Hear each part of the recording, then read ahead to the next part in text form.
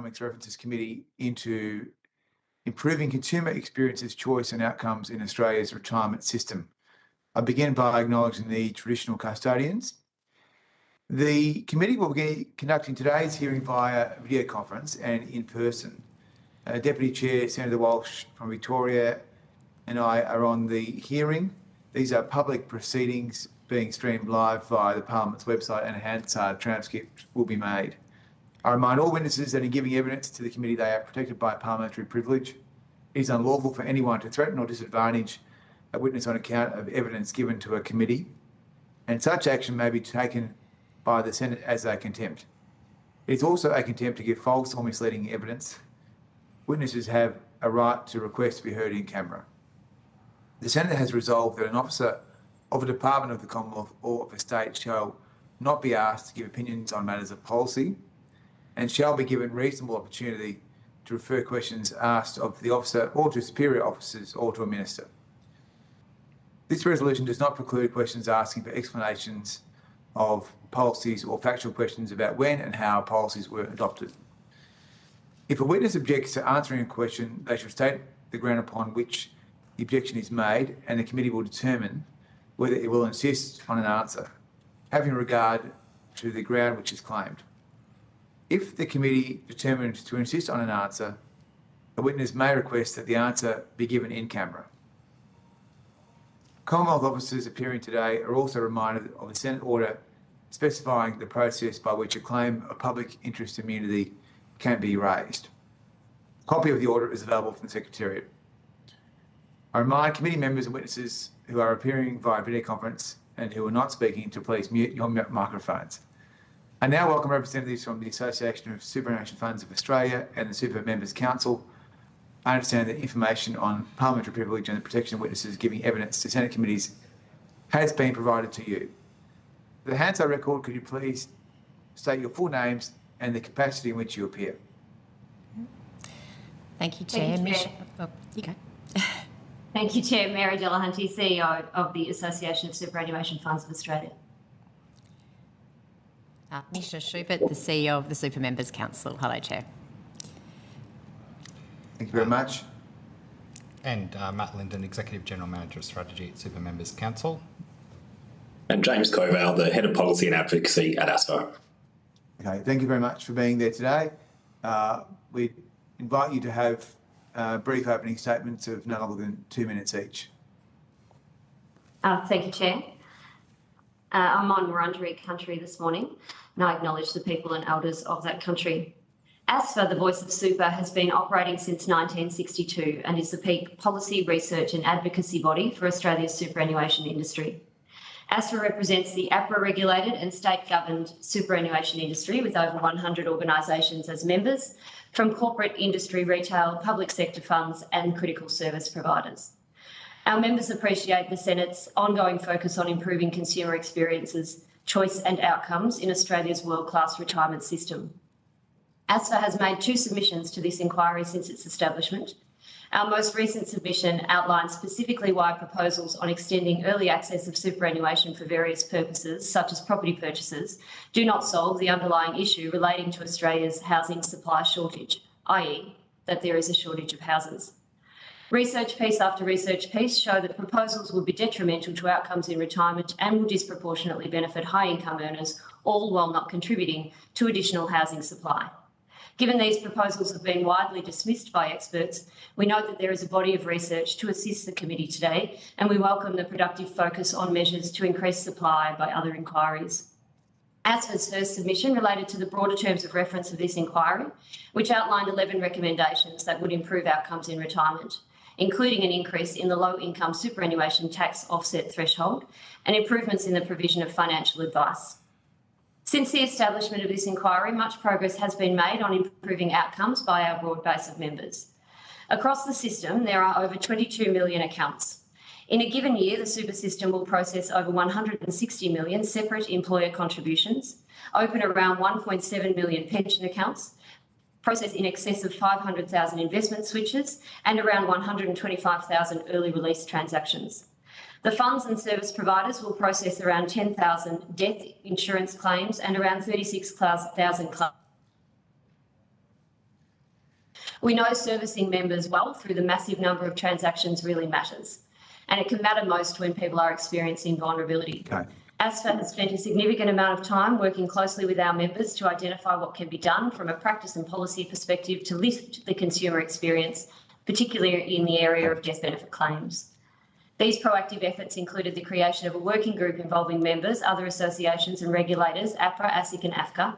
This culminated in the release of 2 documents in September, a guidance note on the death benefit payments and complementary policy proposals to support improved consumer outcomes, which we are happy to table for the committee. Okay, thanks very much, Ms Delahunty. We'll have more questions for you, so we can come back to those issues. Super Members Council. Thank you so much, Chair, and thank you to the committee for its work in this inquiry into improving consumer experiences, choice and outcomes in Australia's retirement system. I'm Mr Schubert, the CEO of the Super Members Council, here with Matt Linden, our Executive General Manager, Strategy and Insights, and we also acknowledge the traditional owners, the Ngunnawal and Ngambri people. The Super Members Council brings an evidence-based approach to advocate for the policy interests of over 11 million everyday Australians with their retirement savings in profit-to-member super funds. Our purpose is to protect and advance the interests of super fund members throughout their lives, advocating on their behalf to ensure superannuation policy is stable, effective and equitable.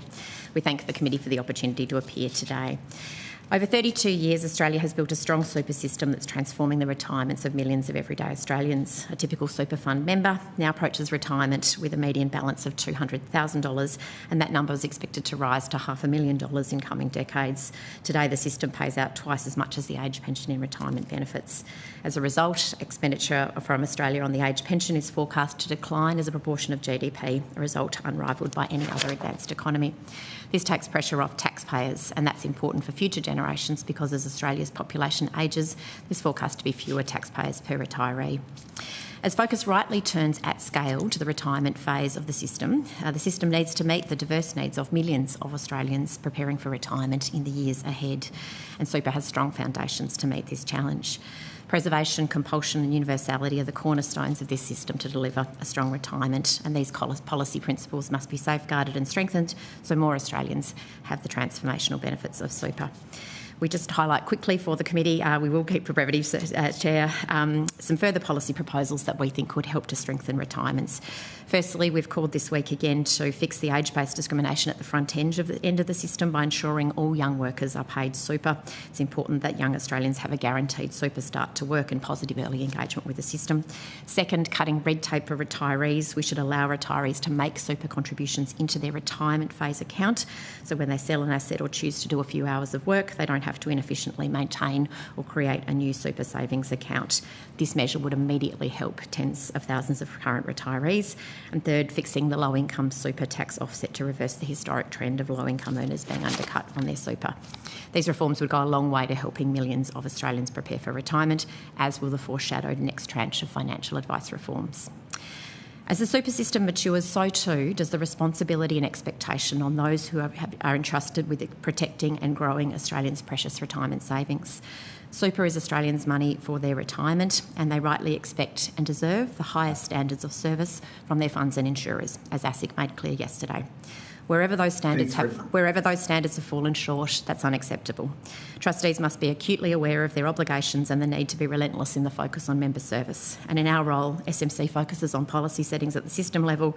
We've advocated for reforms that could help to speed the processing of death benefit claims, including calling for digitised binding death nominations, standardised information on death certificates and the recognition of state-based ID. And we'll continue to work with policymakers to play our role in strong member service. Given the strong... Terrific. Thanks, Ms Schubert. We'll now go to questions. So I'll go straight to the Deputy Chair, Senator Walsh. Thank you, Chair, and thank you for being with us this morning. I'll just start where you left off there, Ms Schubert, and ask you this question and also ask Ms Delahunty to respond to this question, which is really what is your messages as industry leaders today to funds on how they should support members and their families to access benefits, including death benefits, in a really timely and responsive way. Ms Schubert. Thank you so much, Deputy Chair. And as I've said in my opening statement, super is Australians' money for retirement, and Australians rightly expect and deserve the highest standards of service from their funds and insurers. That's been made really clear again yesterday by regulators. And wherever the standards have fallen short, that's not acceptable. We think there is a really important obligation across the system to be relentless in that focus on member service. And in our role, as I've said, we've called for some additional consideration to be given to further policy reforms, such as digitising binding death nominations, standardised information on death certificates, and other measures that we think could also assist to speed the processing of those claims. I think we have, there's a really strong imperative here for everyone across the system to have a laser-like focus on the experiences of members and to bring that deep focus and empathy. And Ms Delahanty. Thank you, Senator. As my colleague, Ms Schubert's outlined, there are some policy proposals which, as I've said in the opening statement, we're happy to table for the committee to have an understanding of what is in the Parliament's hands or in regulators' hands to assist. I think, though, what we've seen in the stories over the last year or so has really turned the fund's attention to unpicking some of the barriers to being able to serve members really well, especially members who are experiencing vulnerability. And when we're looking at death claims in particular, it's usually because they're dealing with super funds and untimely deaths. So there's deep grief that goes with some of these stories as well, and they're very difficult to hear without having a reaction to. We've seen really strident comments by the Minister for Financial Services, the regulators and the Complaints Authority to turn our attention to this. And around about a year ago, our funds and members, because we have the service providers as well in our member base, gathered to really nut out what could be done to better serve people. In the death benefit space, it might be important for the committee to note that it is complex by nature because there are two decisions to be made. There's an insurance component to the decision and there is the superannuation payout as well. So we call it a death benefit payment and it has those two components to it. And so as you can imagine, there are a number of parties involved. As it's an untimely death, there can often be some complexity to the requirements that a fund and insurer needs in the paperwork sort of area. So when we're looking at policy changes, that is, for example, to streamline death certificates across state, territory and other jurisdictions, that goes to that ease of paperwork. So AUSPA's members provided a guidance note that will help to raise the standards of funds who are making these difficult decisions and going through these complex arrangements. And that guidance note, while it doesn't provide, I understand, any comfort to the individuals who have experienced poor service, it should provide some comfort to the committee looking at a systemic level that there is improvements on foot, that the sector understands they need to improve in this area. And the Complaints Authority have actually been quite complimentary of the work that is undertaken so far. We understand ASIC will have more to say about this in February when their report comes out, and we've been working with them to see if we can just keep a nimble approach, I suppose, to that guidance, so that if there are further learnings that we need to take from that report, we're able to put that into our processes. But this has been and will be an ongoing piece of work for the sector as we look to serve members better. Thank you very much for that. This is a broad inquiry that's been going on for some time on Australia's retirement system, and there's a focus on superannuation today. And of course, Australia's superannuation system is, widely accepted to be the envy of the world.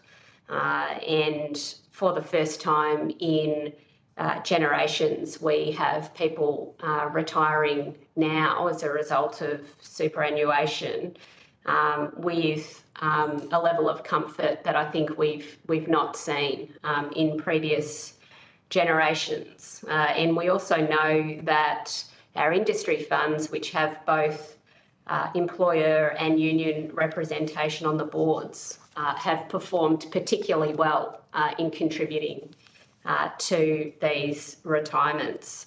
I just want to ask you both, how do you see our superannuation system as shaping the retirement of someone today versus, say, our parents or their parents before them?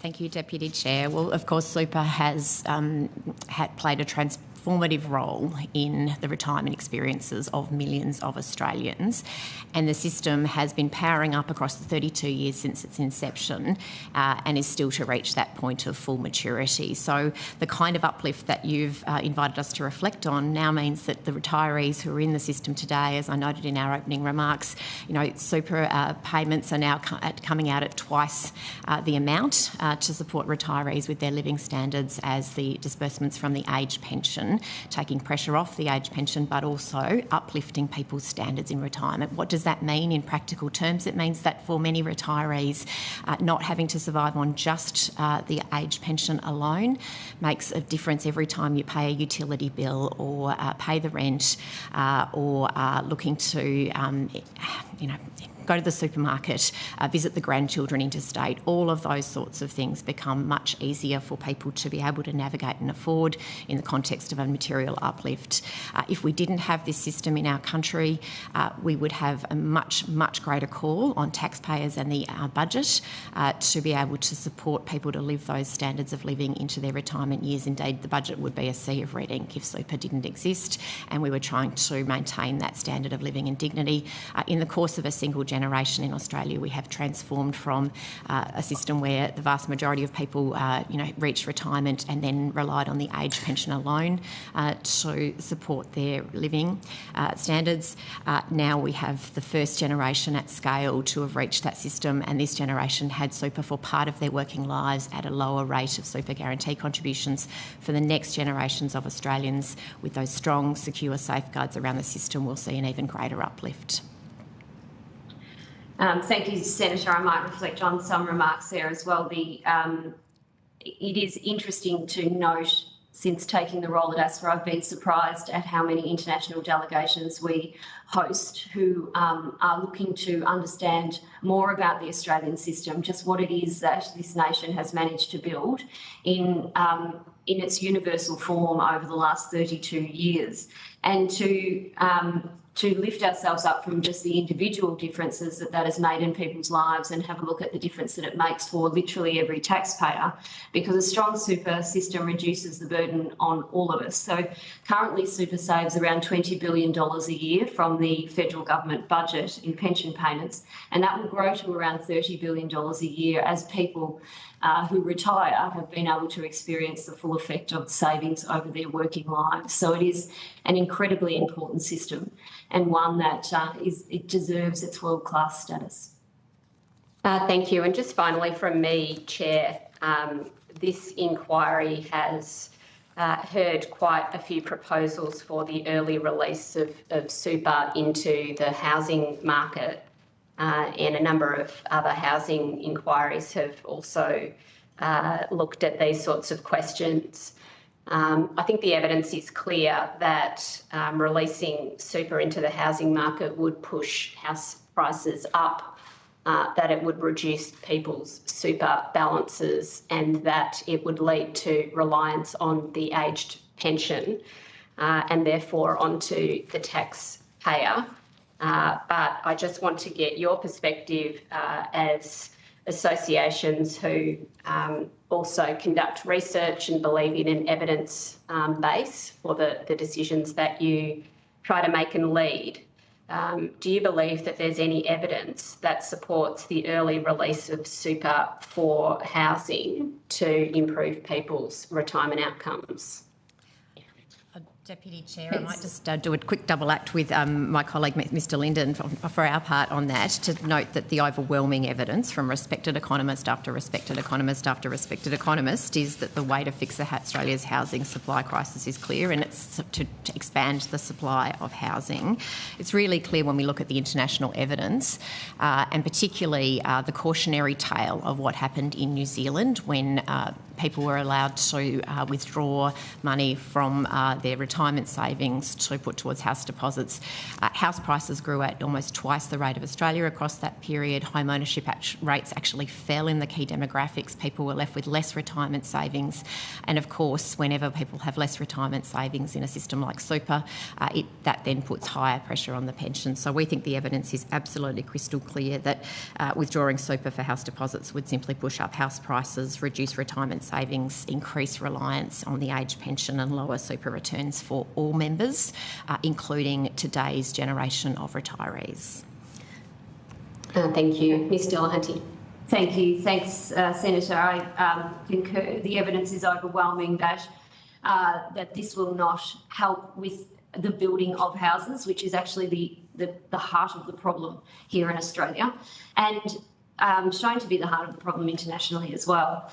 Some additional research that we examined 300,000 taxpayers from ATO data sample of prospective first home buyers between the ages of 25 and 34 across capital cities. And we considered a housing deposit of 20% required for a median priced home.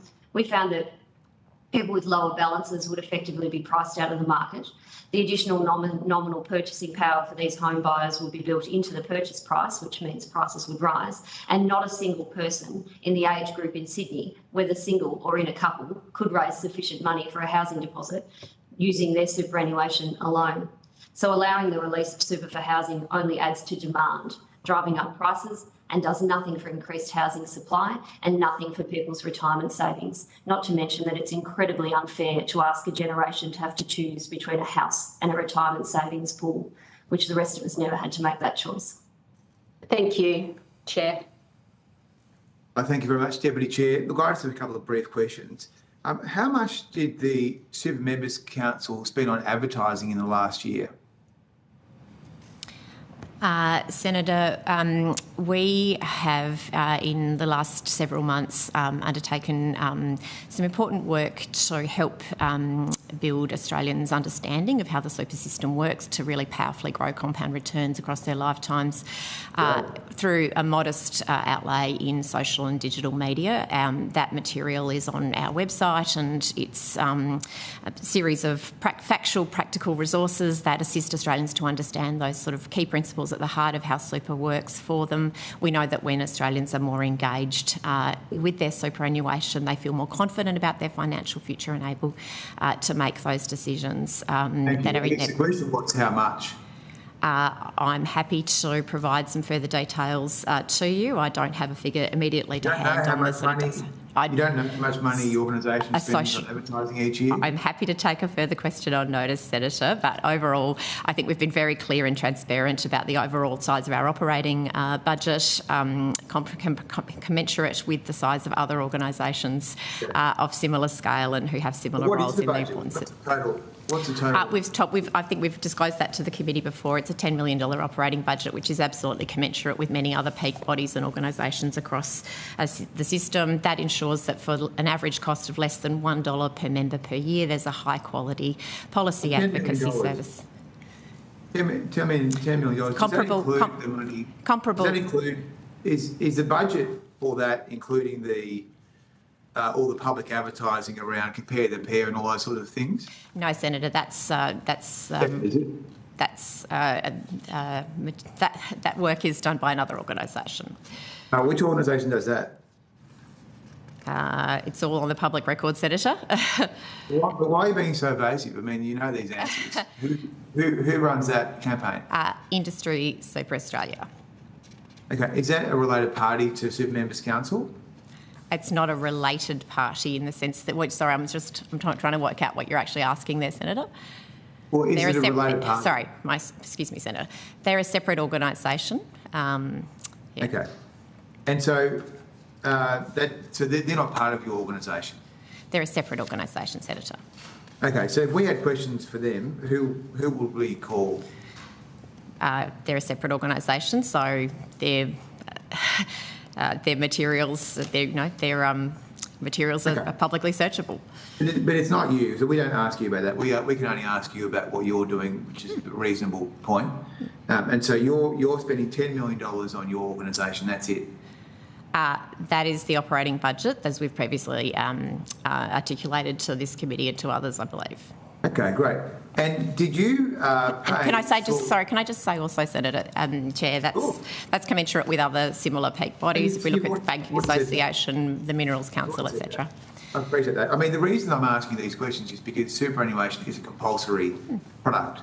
Unlike perhaps an airline or a consultancy company, what you do is compulsory for Australians. And so that's why the Parliament has a great amount of interest in these matters. So did you pay Saul Eslake for his report on super for housing?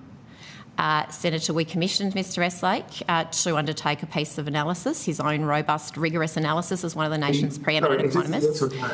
Yes, we did. Yeah, okay. And how much did you pay him? All of our supplier arrangements are commercial in confidence, Senator. Okay, so you won't provide that information? Well, I think I said, our supplier arrangements are commercial in confidence, but the work stands for itself. And again, just to reiterate what Mr Eslake found, he found that demand-side policies push up house prices across 6 steps.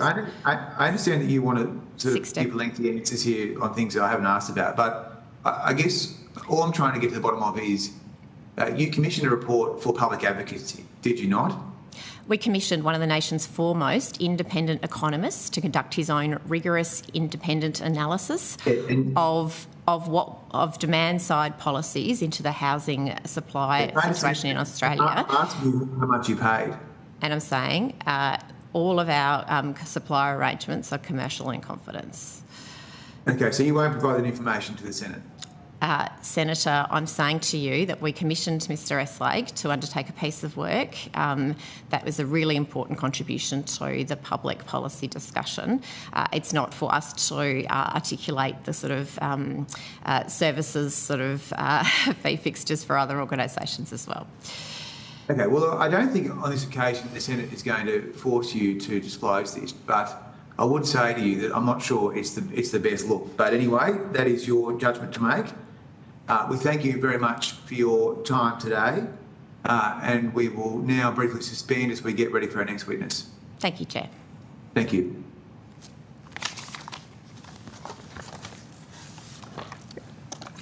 Now, Sean, I'll take your...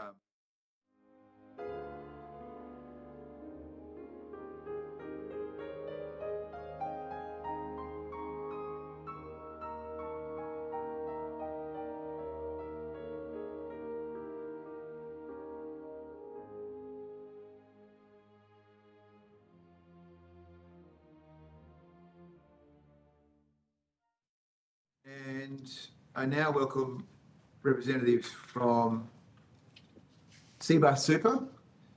I understand the information on parliamentary privilege and the protection of witnesses giving evidence to Senate committees has been provided to you. For the Hansard record, please state your name and capacity in which you appear. My name is Christian Fock. I'm the CEO of Cbus Super. Okay. If you have a brief opening statement of no more than 2 minutes, please provide that now. Certainly, thank you. So thank you for the opportunity to appear before the committee. I appreciate your understanding that there will be some issues I'm not able to address in great detail, given ASIC's recently commenced legal action against Cbus, and also the ongoing independent review that we're conducting as required by APRA. Firstly, I do want to again say sorry for the impact that the delays in processing of insurance claims have had on our members and their families. We are committed to do better, and we will.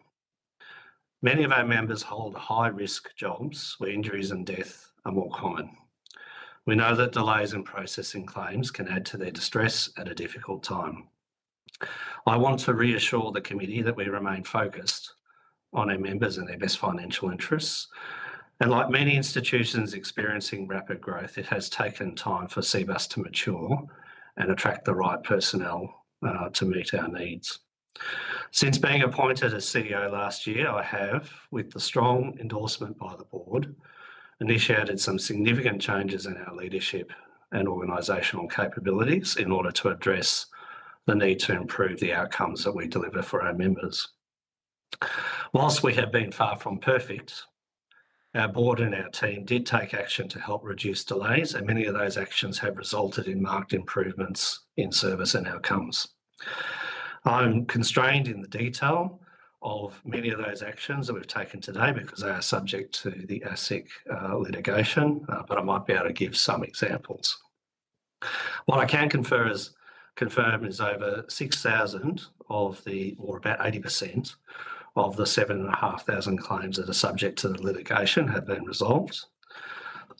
These members and their beneficiaries have so far received $755 million in benefits. Cbus generally pays out on the insurance part of claims around 97% of the time. That's the payout ratio, which is much higher than the industry average. We also have a compensation program in place to restore beneficiaries' financial position as a result of the processing time delays. We're seeking to make things right.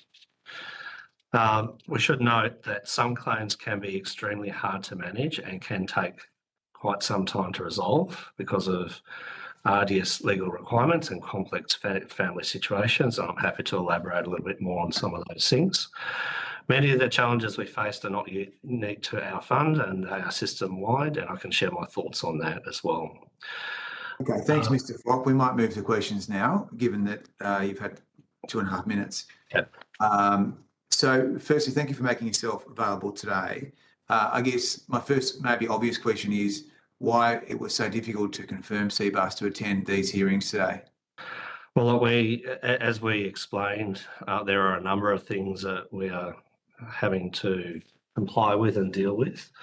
But clearly the issue and the announcement with ASIC, which we had only been made aware of late on Monday, made that situation important for us to be here, to be able to address the Senate and also questions that probably the broader community might have within the limits of what we can disclose. Well, it wasn't clear to me why it needed to take so long, but I just want to ask you about the role of the board and the chair. So I know that the chair sometimes gives statements on behalf of the fund. Is that, how does his role work? How do you work with the chair? So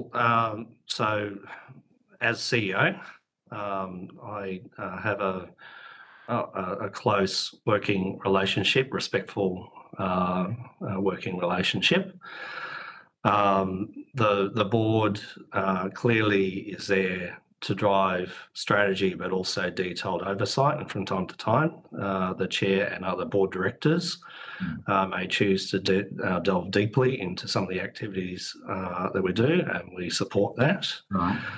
And likewise, where there are big decisions that we need to make around like budget, strategy, and so forth, and also in particular around the large organisational changes, I have worked closely with the chair and other key directors.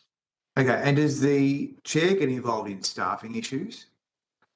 Only at the highest level, and obviously around the normal things you do around budgets and so forth. There are critical roles that report directly to the board. Obviously, mine is one. The Chief Risk Officer is another. And so that is done at an appropriate level. And under FAR, the board is required to have oversight, particularly around the executive team. Okay, so the chair does get involved in engagement with your direct reports? And others in the board as well. And others. And has the chair been involved in some of the recent departures from the fund? All decisions around that are mine. Right. The structure changes are mine.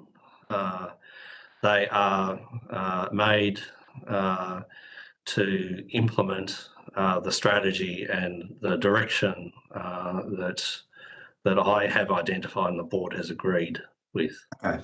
So, but what sort of involvement does Mr. Swan have in staffing, though? I mean, what sort of things would he be doing? He doesn't have day-to-day involvement apart from, as I indicated, critical roles. So mine and the CRO. Obviously, the board has oversight around key things like executive rem and so forth, all the normal things you would expect. Okay, so he hasn't been involved in any departures in recent months? No. Okay.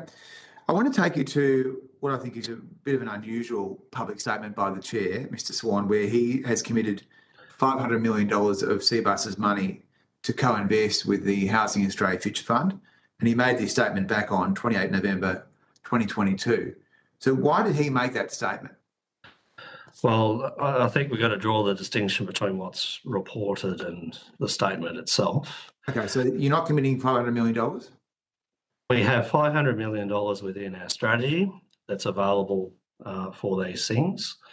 It was made clear, even in the report, that this would be subject to it meeting all our normal and appropriate due diligence requirements.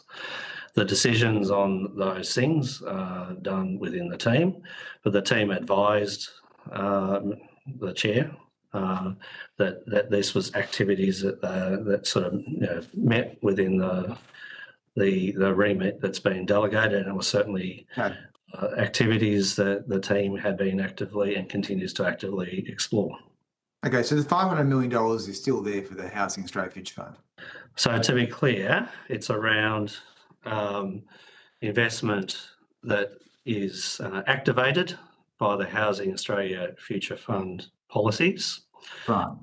We, along with others, have worked up a sub-debt opportunity that we have taken directly to CHPs.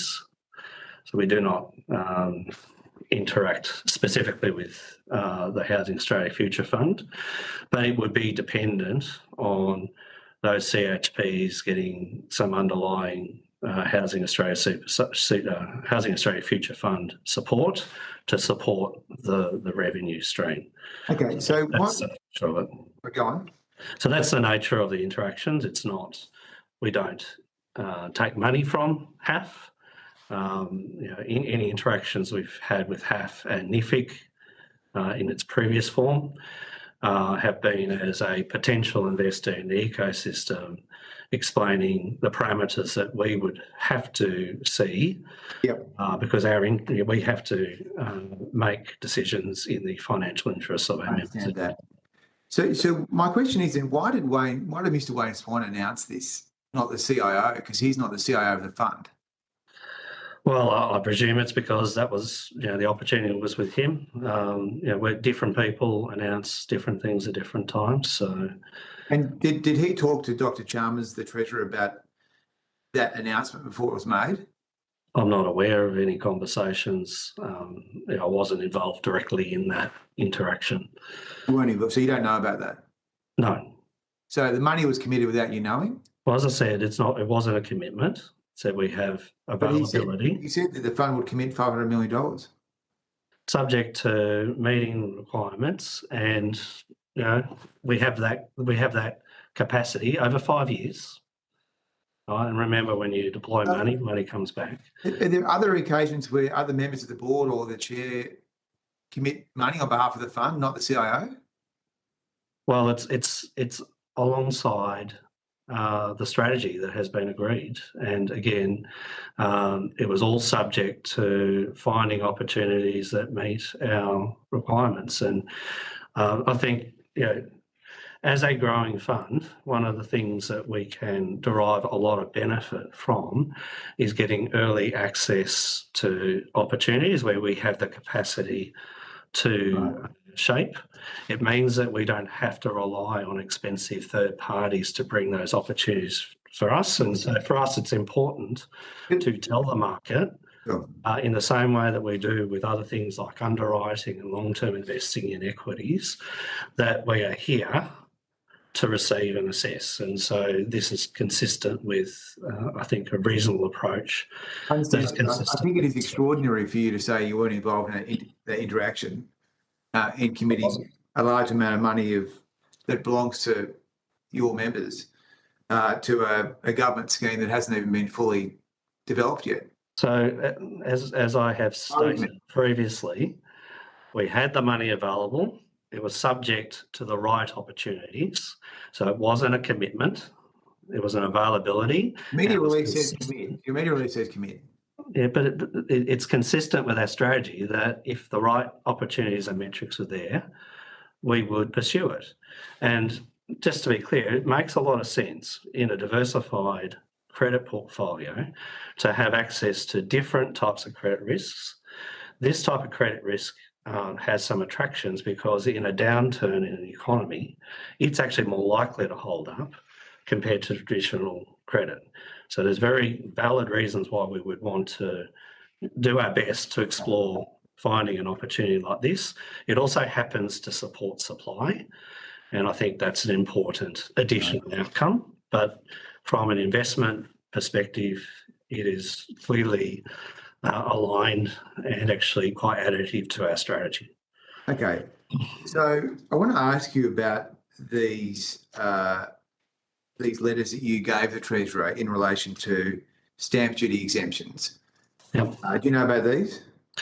I'm aware of a submission that we made around the issue of RG97 reporting. Okay, so effectively, this was subject of a Senate order for production of documents. There was also freedom of information.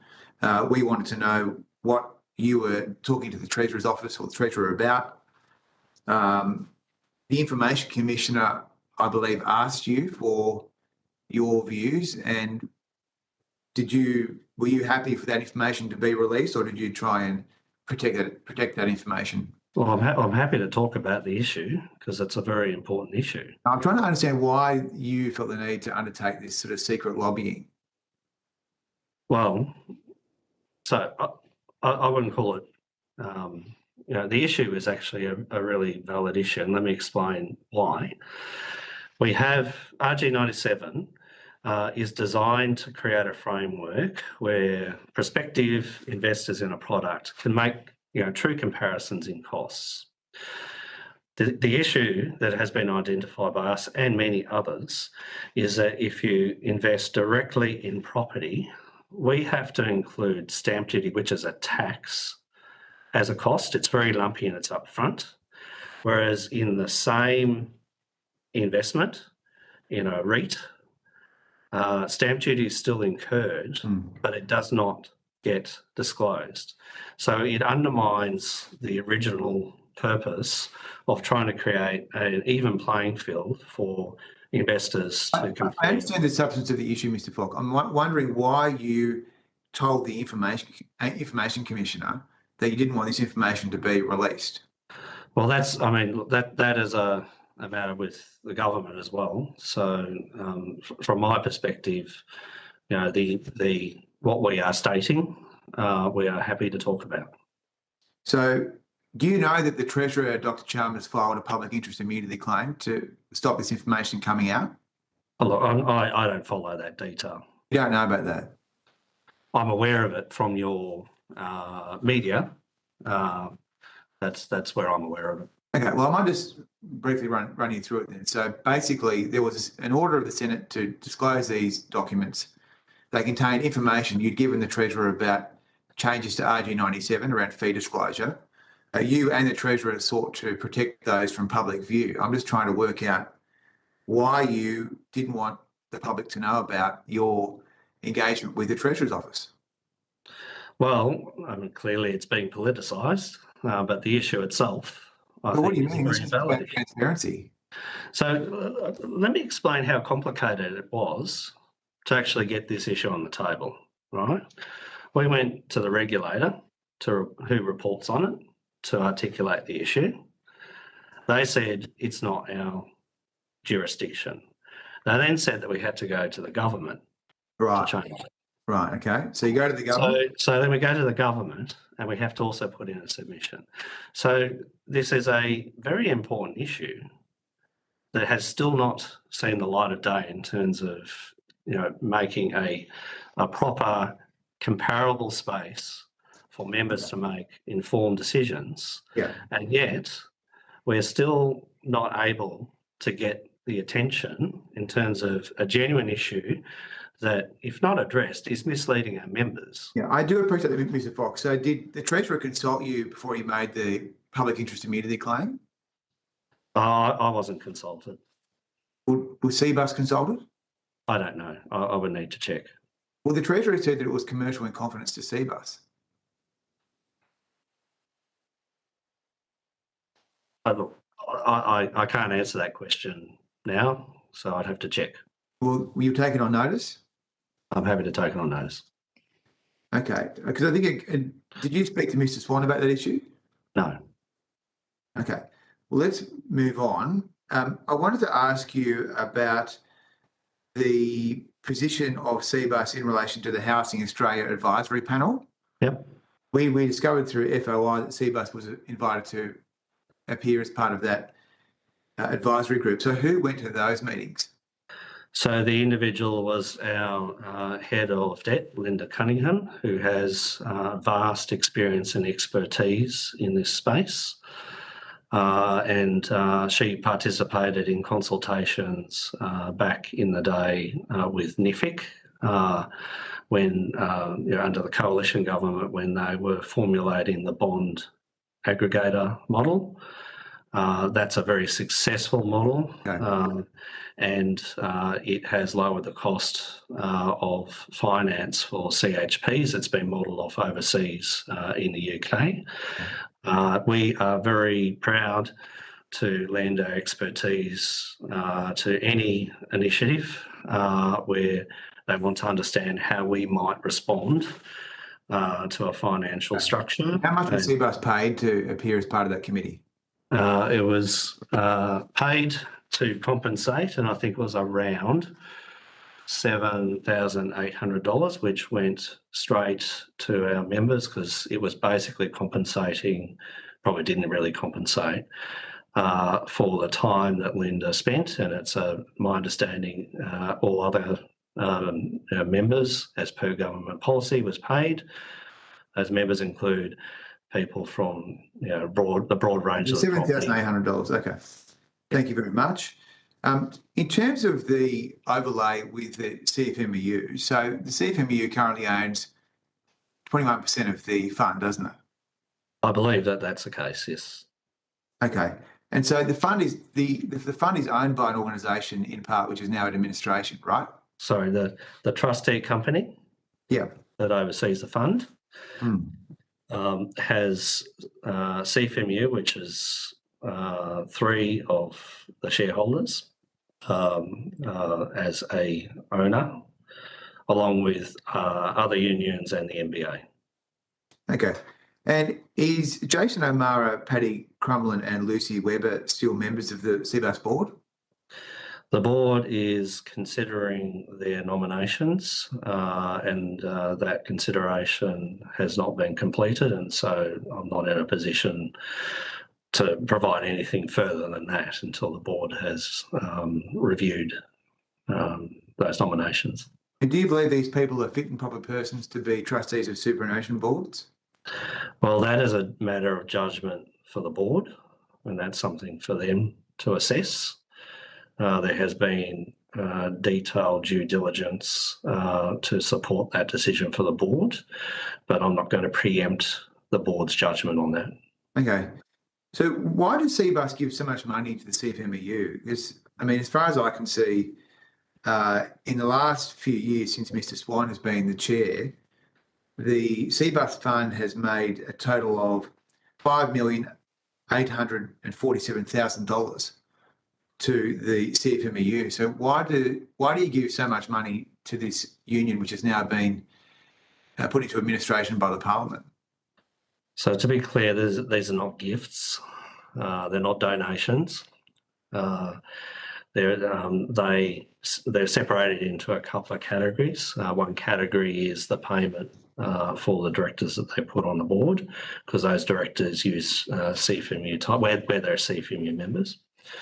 The larger amount is based on our partnerships program. I'm not going to go into too much detail around those aspects because that is subject to the independent investigation. But what I will say is that there is a huge benefit and a strong reason for us to reach out to people in the construction industry around the issues that are relevant in terms of our differentiated product.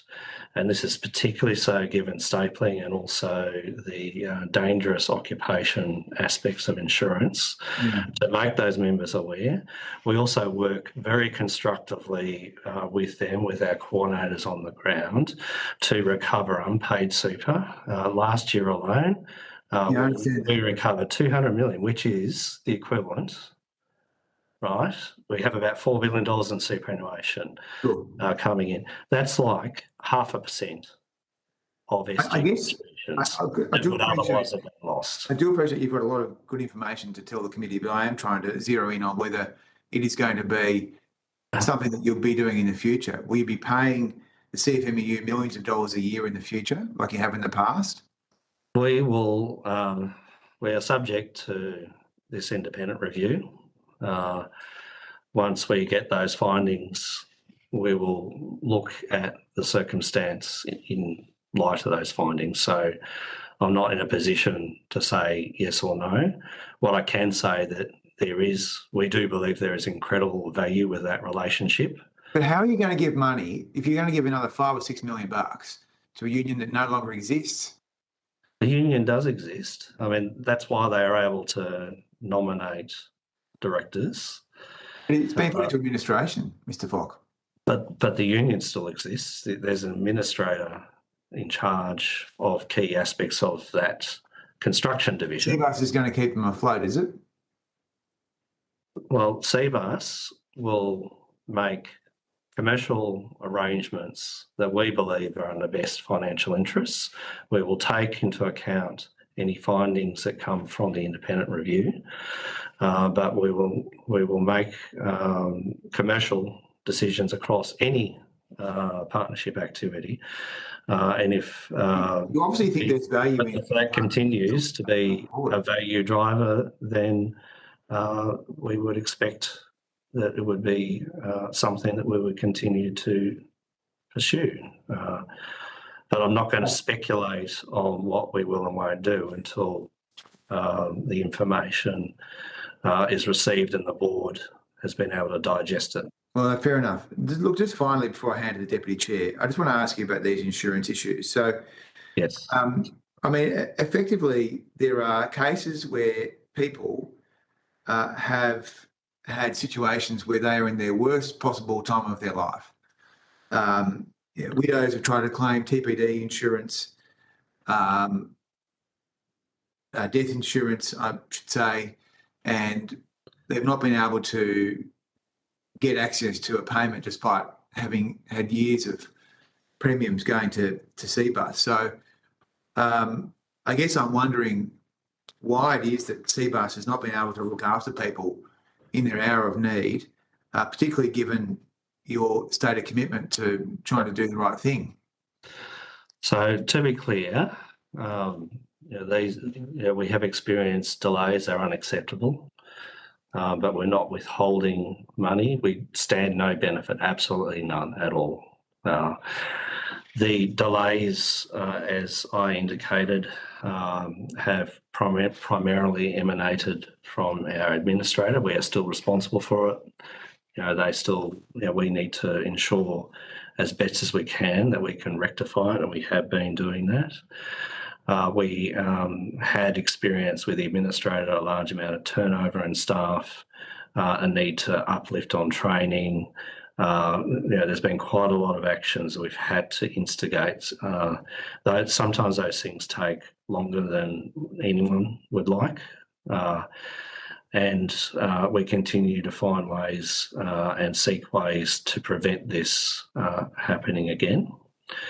As I indicated before, that our insurance policies, because they do cover situations that many funds don't, so dangerous occupations, heights and so forth, are more likely to pay out. Most funds pay out on average about 10% less. And I think if you heard in the Royal Commission, the payout ratios even at 80% are high. And so we do understand it's an important service, and we know that as an organisation we have let them down and we need to do better. I think that's right. So if you get a regulatory fine, will the trustee company owners pay the fine, or will the members pay the fine? So, for example, will the CFMEU pay the fine, given you're still paying them, or will it be the members of the fund that pay the fine? Look, I'm not going to speculate on that. And, as you know, speculation on that before we've even had the ability to look at the full detailed information, I don't think is going to be helpful. Okay. Deputy Chair. Thanks, Chair. Thanks, Mr. Fock, for being with us. You started your evidence today with an opening statement with an apology to the families of Cbus members who've had to wait for unacceptable lengths of time for payments that they've relied on. Can you take us through how you're helping members and families who have been impacted? Yeah, so clearly our first and ongoing priority is to fix those delays. And we do believe that we've made substantial progress to that. We do acknowledge, though, particularly with those members that have had more complexity, that they have still suffered delays and we are still working through payments, so that's important. We have put in place a compensation program to acknowledge those delays. The compensation program has been designed with ASIC compensation guidelines in mind, and we have been paying that program, or exercising that program in cohorts to make sure that we can scale it up. And that program is scaling up to, I think, to be able to address more than 200 compensation segments per month. Where there are additional circumstances that come to light, because we have to have a generic program, but there may be additional issues that we need to consider, then when that is identified, then we can also look at those special circumstances and make good. Thank you. Your fund has its base and its history in the construction industry, and we're at a time today where the superannuation sector as a whole has reached such a level of maturity in this country where people are retiring with the opportunity to have a really comfortable, dignified retirement for really the first time ever in this country. And we know that the super system here in Australia really is the envy of the world. And I just do want to ask you a couple of construction sector-related questions about this. The construction industry has, a whole lot of people who work in it in insecure work, going from contract to contract. Often the work is not paid well in the industry. What are you starting to see at Cbus in terms of the types of retirements that are being afforded by the fund and afforded, by our maturing superannuation system in general? I think it's a really good point, because previously, as our members aged, they basically didn't get new work. And we still have this situation, but we now have the capacity for our members to be able to access early retirement and different mechanisms to get them through to retirement age, whereas before they couldn't even do that. The other thing also, and we have made a submission on this, is that the nature of it means that people don't plan a smooth retirement like, us that have the sort of the luxury of being able to save up and say, yes, we're going to now officially retire. Retirement's often forced on them and they don't even know it. And the system is very complicated because in order to take advantage of the tax benefits in having an allocated pension, you have to nominate there. But if you then get a job, you have to then set up a new account. And then if you want to consolidate, you have to move the allocated pension back into the superannuation account and set it up again. It's overly complex. The other thing that our members have is because they have limited savings, they only want to draw on it when necessary. And an allocated pension, particularly in that transition phase, forces our members to take a minimum amount when actually they only want to take it when they need it. And so we have advocated for consideration around some simplification and other changes that may meet the specific needs, not just of our industry, but many people in itinerant work or heavy work. Thank you. I'll just go to a question about your housing investment strategy, broadly. This is an inquiry that's focused on Australia's retirement system. It's also moved from time to time into the world of housing. You've received some questions about that today. There's obviously, just as a brief aside here, there's been a focus on early release for housing. We've had a lot of evidence that would push house prices up, that it would mean people retired with less super due to having lost compound interest, and that it would mean greater reliance on the age pension and pressure on the tax base. But Cbus seems to have a different relationship to the housing question, which is that you do focus on investment within your portfolio on residential and commercial builds. And I understand that you would do that to make returns for your members, and that perhaps there's an element of also engaging in the construction industry because it's of benefit to members to have good, secure work in construction as well. But what does Cbus see as the benefits in making these housing-focused investments? And can you explain to us a bit about the shape of your investments in that space? So we've had a long history in financing new housing builds. So Cbus Property, who through its development activities has generated very strong returns, has been in this space for quite a number of years. We've created over 5,000 new homes. And in addition to that, Linda Cunningham, who I mentioned, has been providing debt financing because we have a different time horizon to banks. We're complementary to banks. And that debt financing, leveraging off our deep understanding around the industry and the players, means that we can assess debt and the risks in it in a much more nuanced way, has invested over $750 million in construction and has allowed 9 large housing construction projects to be financed. It includes interactions with these community housing providers.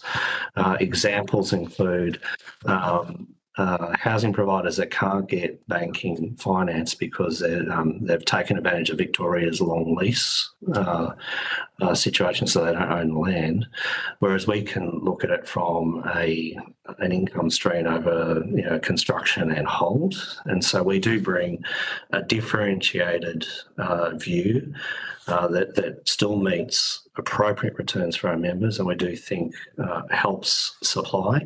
The other example was during the COVID shutdowns, there were many projects that banks had to pull back on that were pre-funded that we knew that construction could continue, and we were able to step in to allow those projects to continue. So we are very proud of leveraging our expertise in the space and our financial capability to meet a need, but also generate good returns for our members.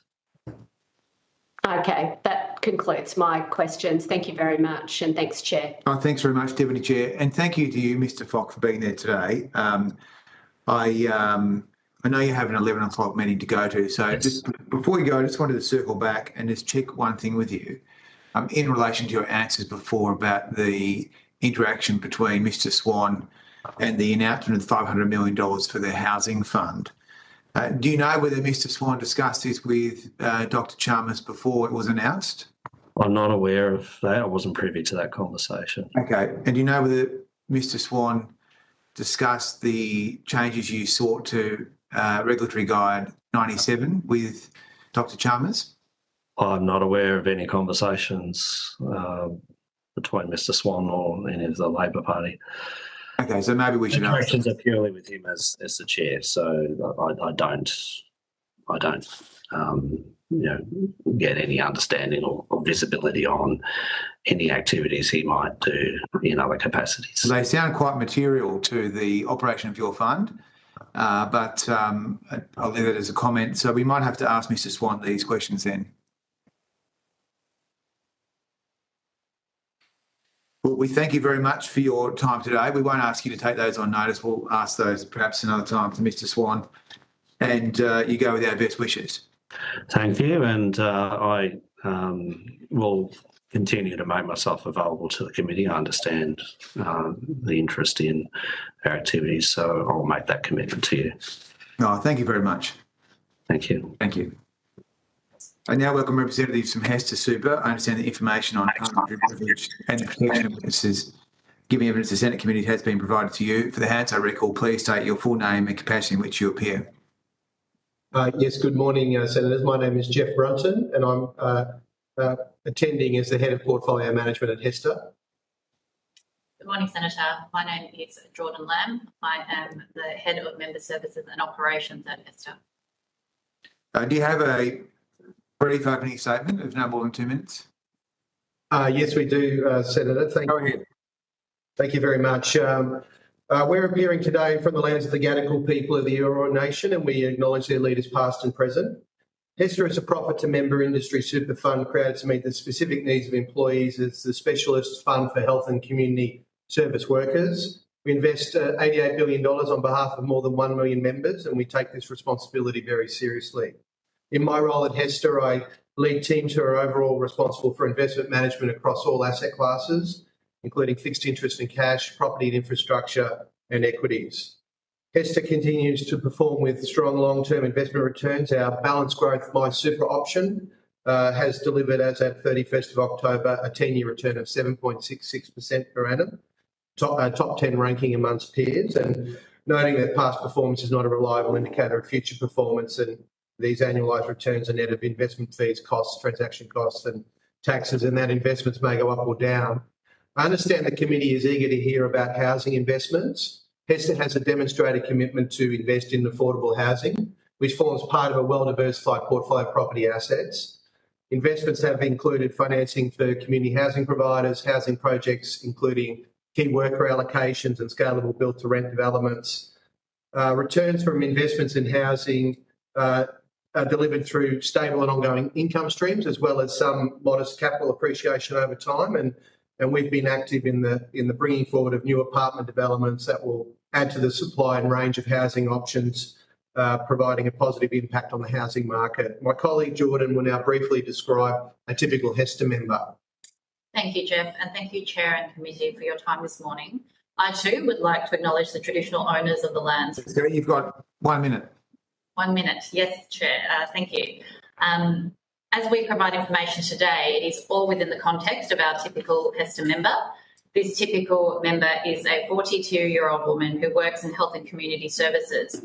She earns an estimated annual salary of just over $60,000 a year and has a super balance of nearly $37,000 and an anticipated retirement balance of approximately $180,000.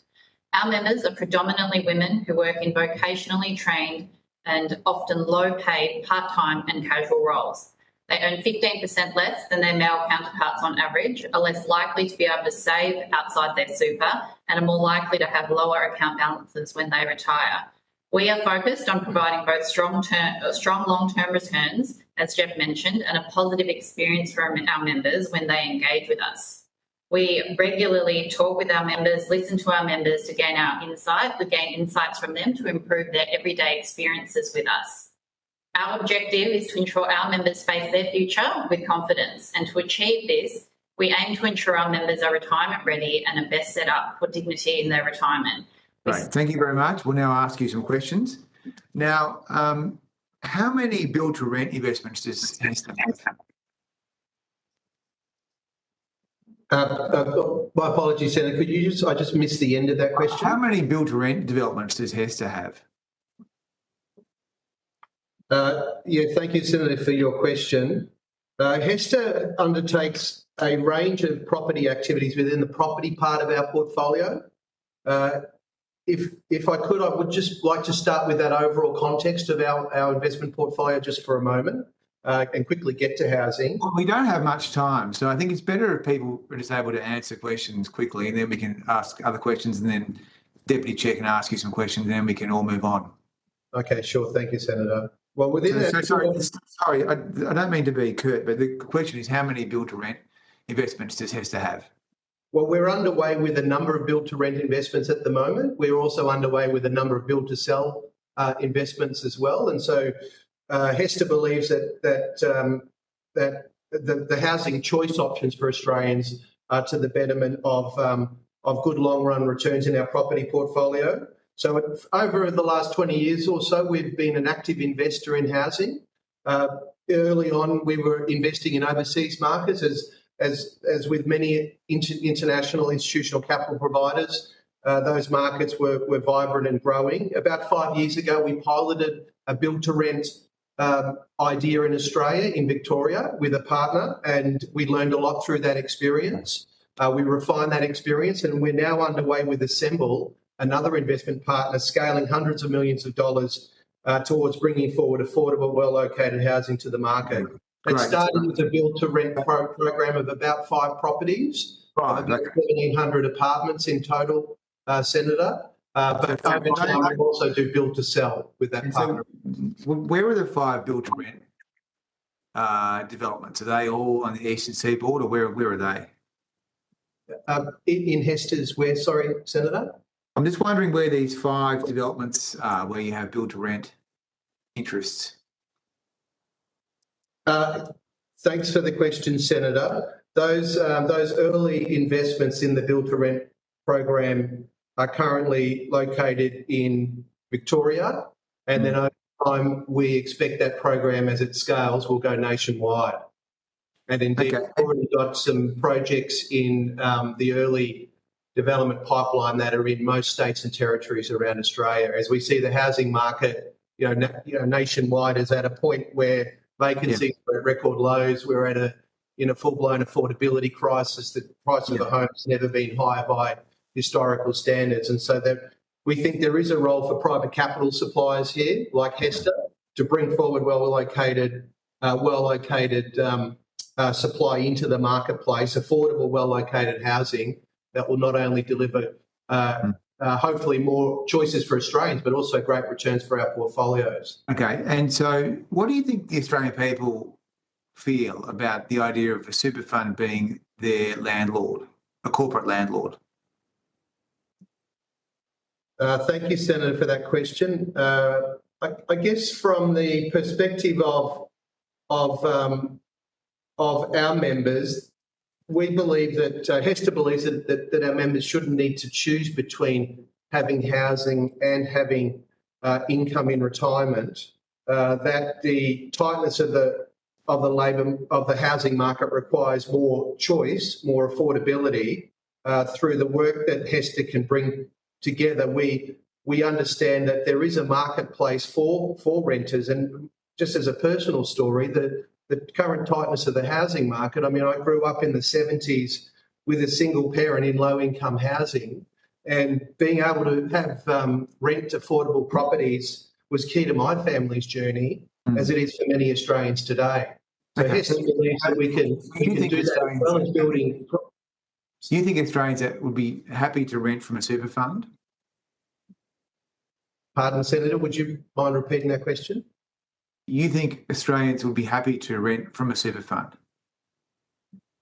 Respectfully, Senator, Hesta members are members that often are, as we said in that broader context, that from low income earning roles.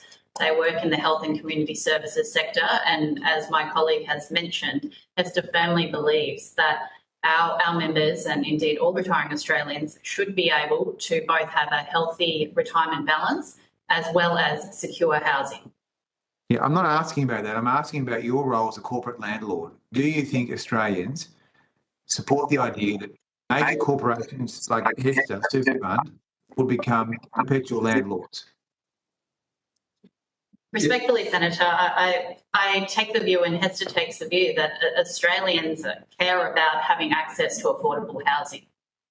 And Senator, to be clear, in that investment... Everyone agrees with that. Everyone agrees with that. I'm asking whether you've undertaken any research or you have any other insights into whether you think people are going to be comfortable renting to a super fund. Well, in terms of that question, Senator, Hesta's, through our investment processes and approaches, really providing choice. We're building apartments for sale as well as building apartments for rent. And so we're allowing that choice to occur in the marketplace. We know that if we mix those build to sell and build to rent opportunities within our property portfolio, which has offices and shopping centres, that will help diversify that mix of assets with a long-term strategic asset allocation approach. All right. Thank you very much. Senator Walsh, Deputy Chair. Thank you, and thank you so much for being with us today.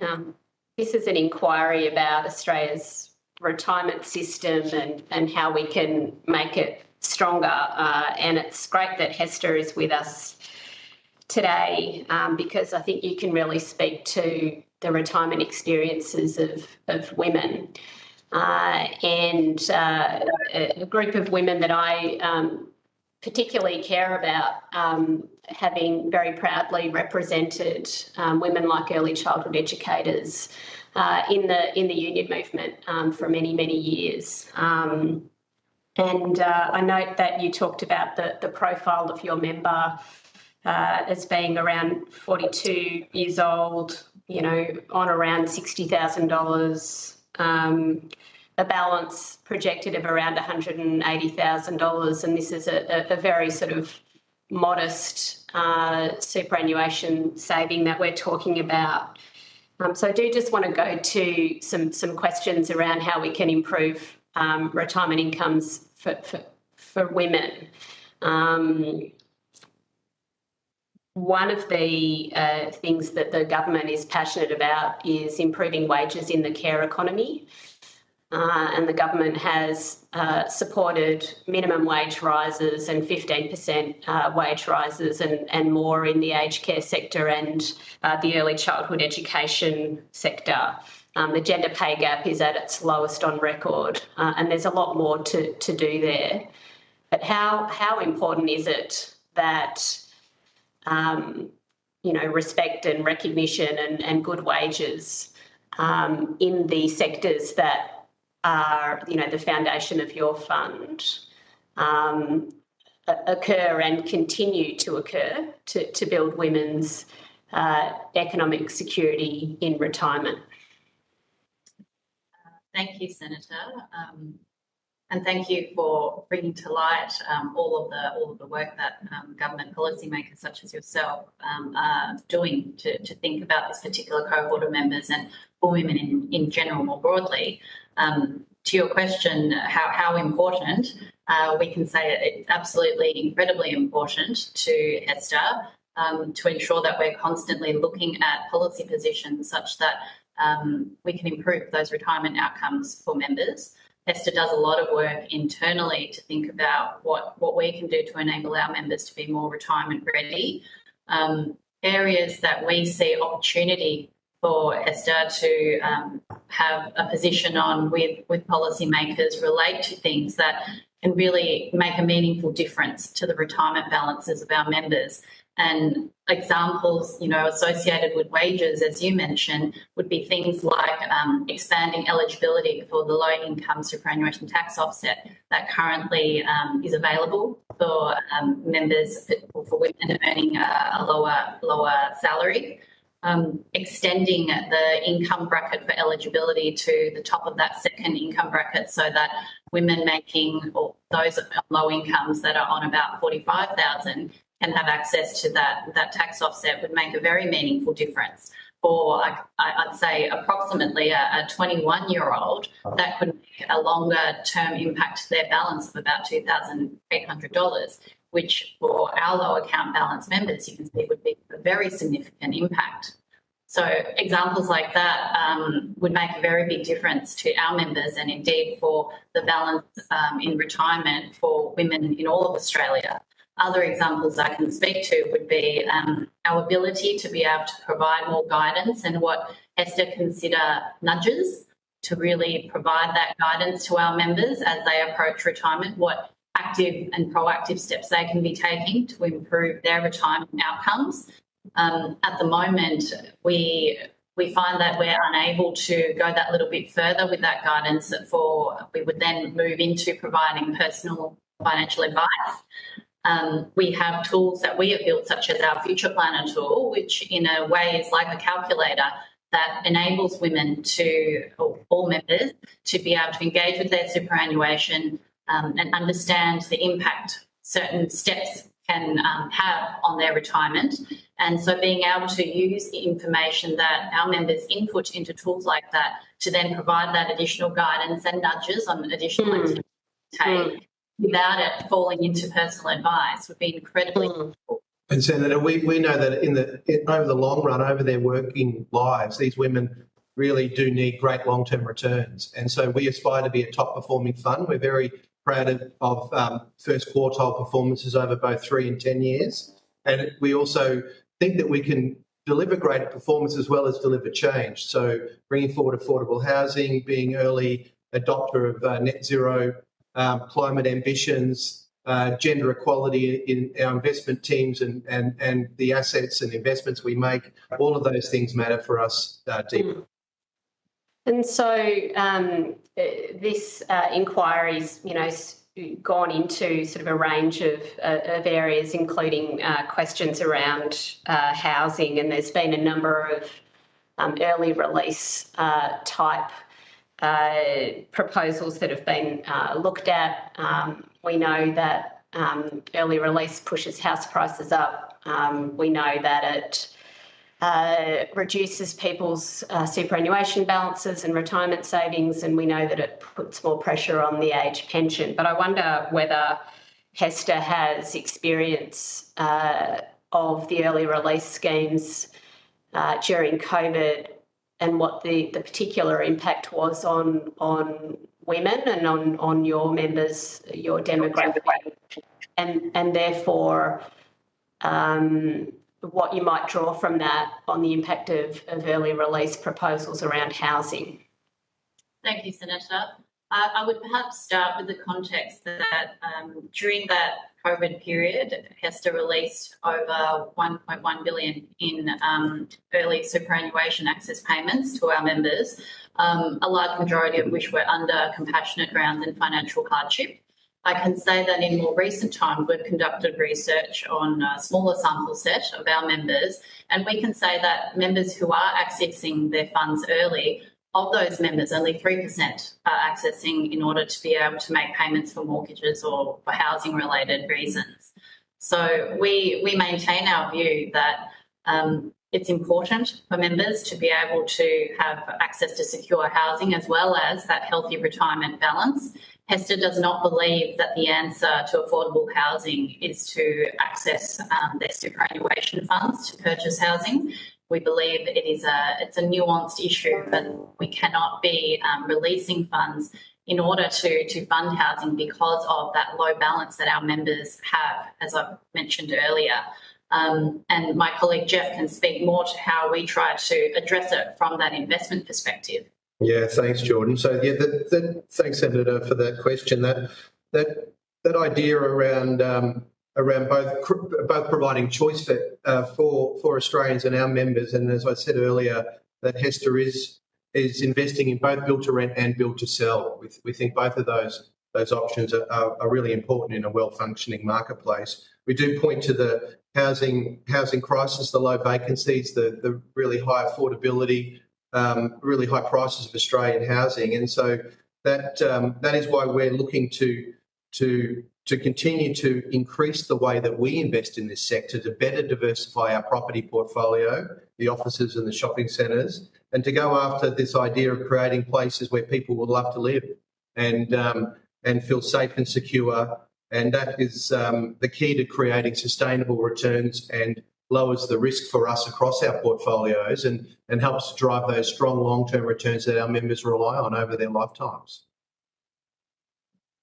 Just finally from me, I do want to go back to the question of Hesta investing in places like Nightingale in Melbourne, which is a well-known development. Your members are often lower paid women workers performing essential work, and they're on lower than average incomes, and it's very difficult for them to find well-located housing in the housing market today, and the consequences of that can be extraordinary, including people being forced to live in places where they're not able to access, transport to get to work that the community needs them to do. We've got quite a glitchy line, so I just encourage anyone to mute if they're not speaking. But I can only see a benefit in people being provided opportunities to live in well-located homes at affordable rents for as long as they may like to do that. They may wish to do that and save to try to buy a house. I can't understand what the argument could be against a fund investing in that sort of housing, as long as it also provides returns to members. So I guess, what do you see as the opportunities for people who are getting access to those homes and also to your members of those sorts of investments more broadly? Well, thanks, Senator, for your question. I might kick off and Jordan can come in on the benefits to our members. But clearly the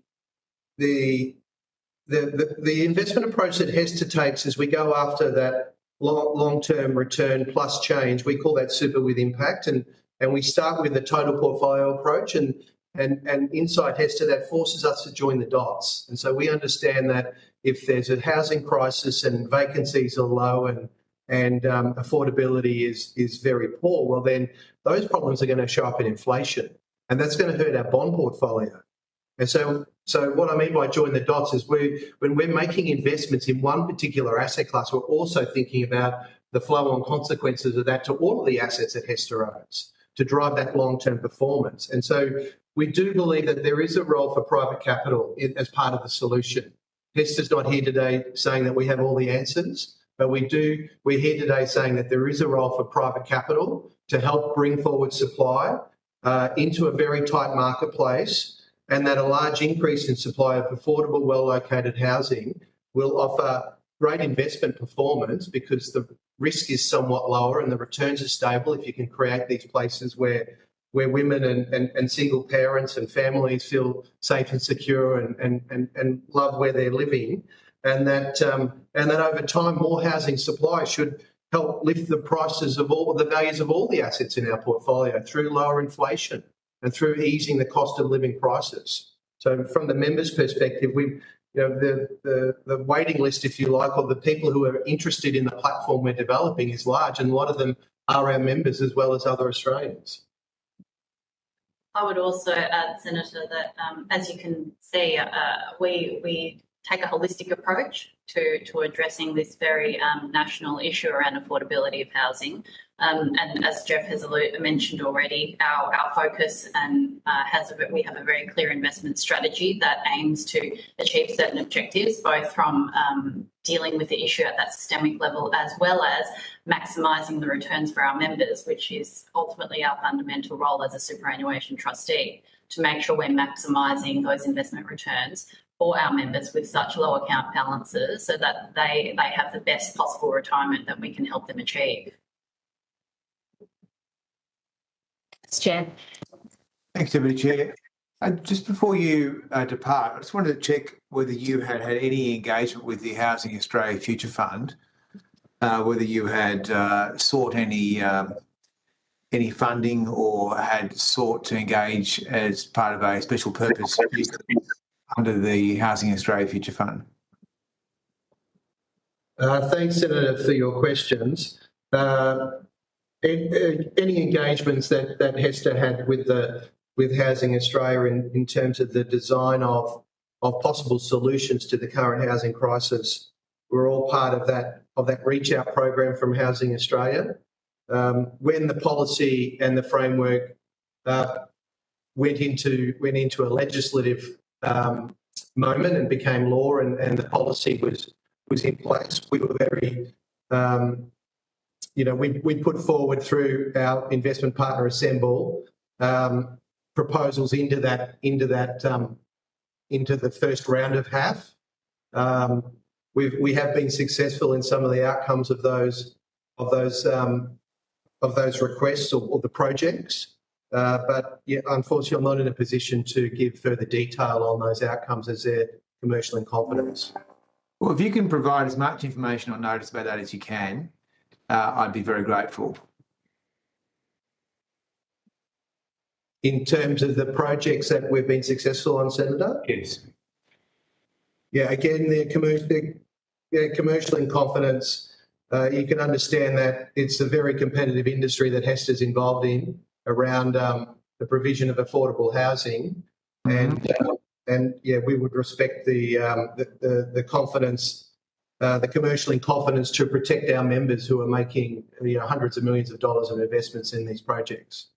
Well, as you know, commercial in confidence gets thrown around very wildly in Canberra, and our job as a senator is to inquire into these matters, particularly where there is a connection to the expenditure of taxpayer funds. So I'd ask you to take on notice what you can and come back to us with what you feel comfortable providing, and then we will continue our engagement, no doubt, from there.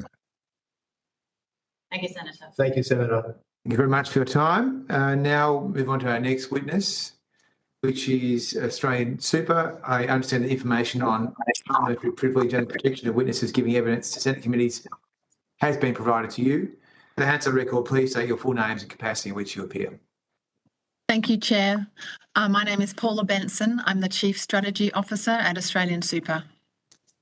And thank you, Chair. My name is Alistair Barker and I'm the Head of Asset Allocation in the investment team at Australian Super. Well, thanks for being there. If you have a brief opening statement of no more than 2 minutes, we'd be grateful. Thank you, Chair. Thank you for the opportunity to appear today. Australian Super acknowledges the traditional custodians of the land on which we meet today, which for Alistair and I is the Wurundjeri people of the Kulin Nation, and we pay our respects to their elders past and present. We extend that respect to all Aboriginal and Torres Strait Islander peoples. Australian Super has 3.4 million members and we look after $340 billion of their retirement savings. We understand the committee is exploring choice and quality of life in the retirement income system and is particularly interested in housing, and that is what I'll address in my opening statement, though of course we will be happy to answer any questions. At Australian Super, we want all Australians to live well in retirement and, like you, want to see Australians in stable and secure housing. To do that, Australians need both super to provide financial security in retirement and a home to live in. We also know the housing crisis in Australia is a supply crisis. Over the past 20 years, we needed to build about 220,000 new homes a year to keep pace with demand. Instead, completions averaged 170,000 new homes a year. As trustees managing more than $340 billion of members' retirement savings, it is not our role to solve the problems of government. This needs solutions from policymakers, businesses, industry and investors. At Australian Super, our purpose is to ensure all members achieve their best financial position in retirement. We must always act in members' best financial interest. That means there's a simple test we are obliged to apply. Will our decisions and actions put more money into the pockets of the members when they retire? We want members to have super to retire on and a home to live in, so we have worked hard to identify innovative solutions that we believe will deliver returns for members and increase housing supply. The fund has $18.7 billion worth of investments in the local housing sector.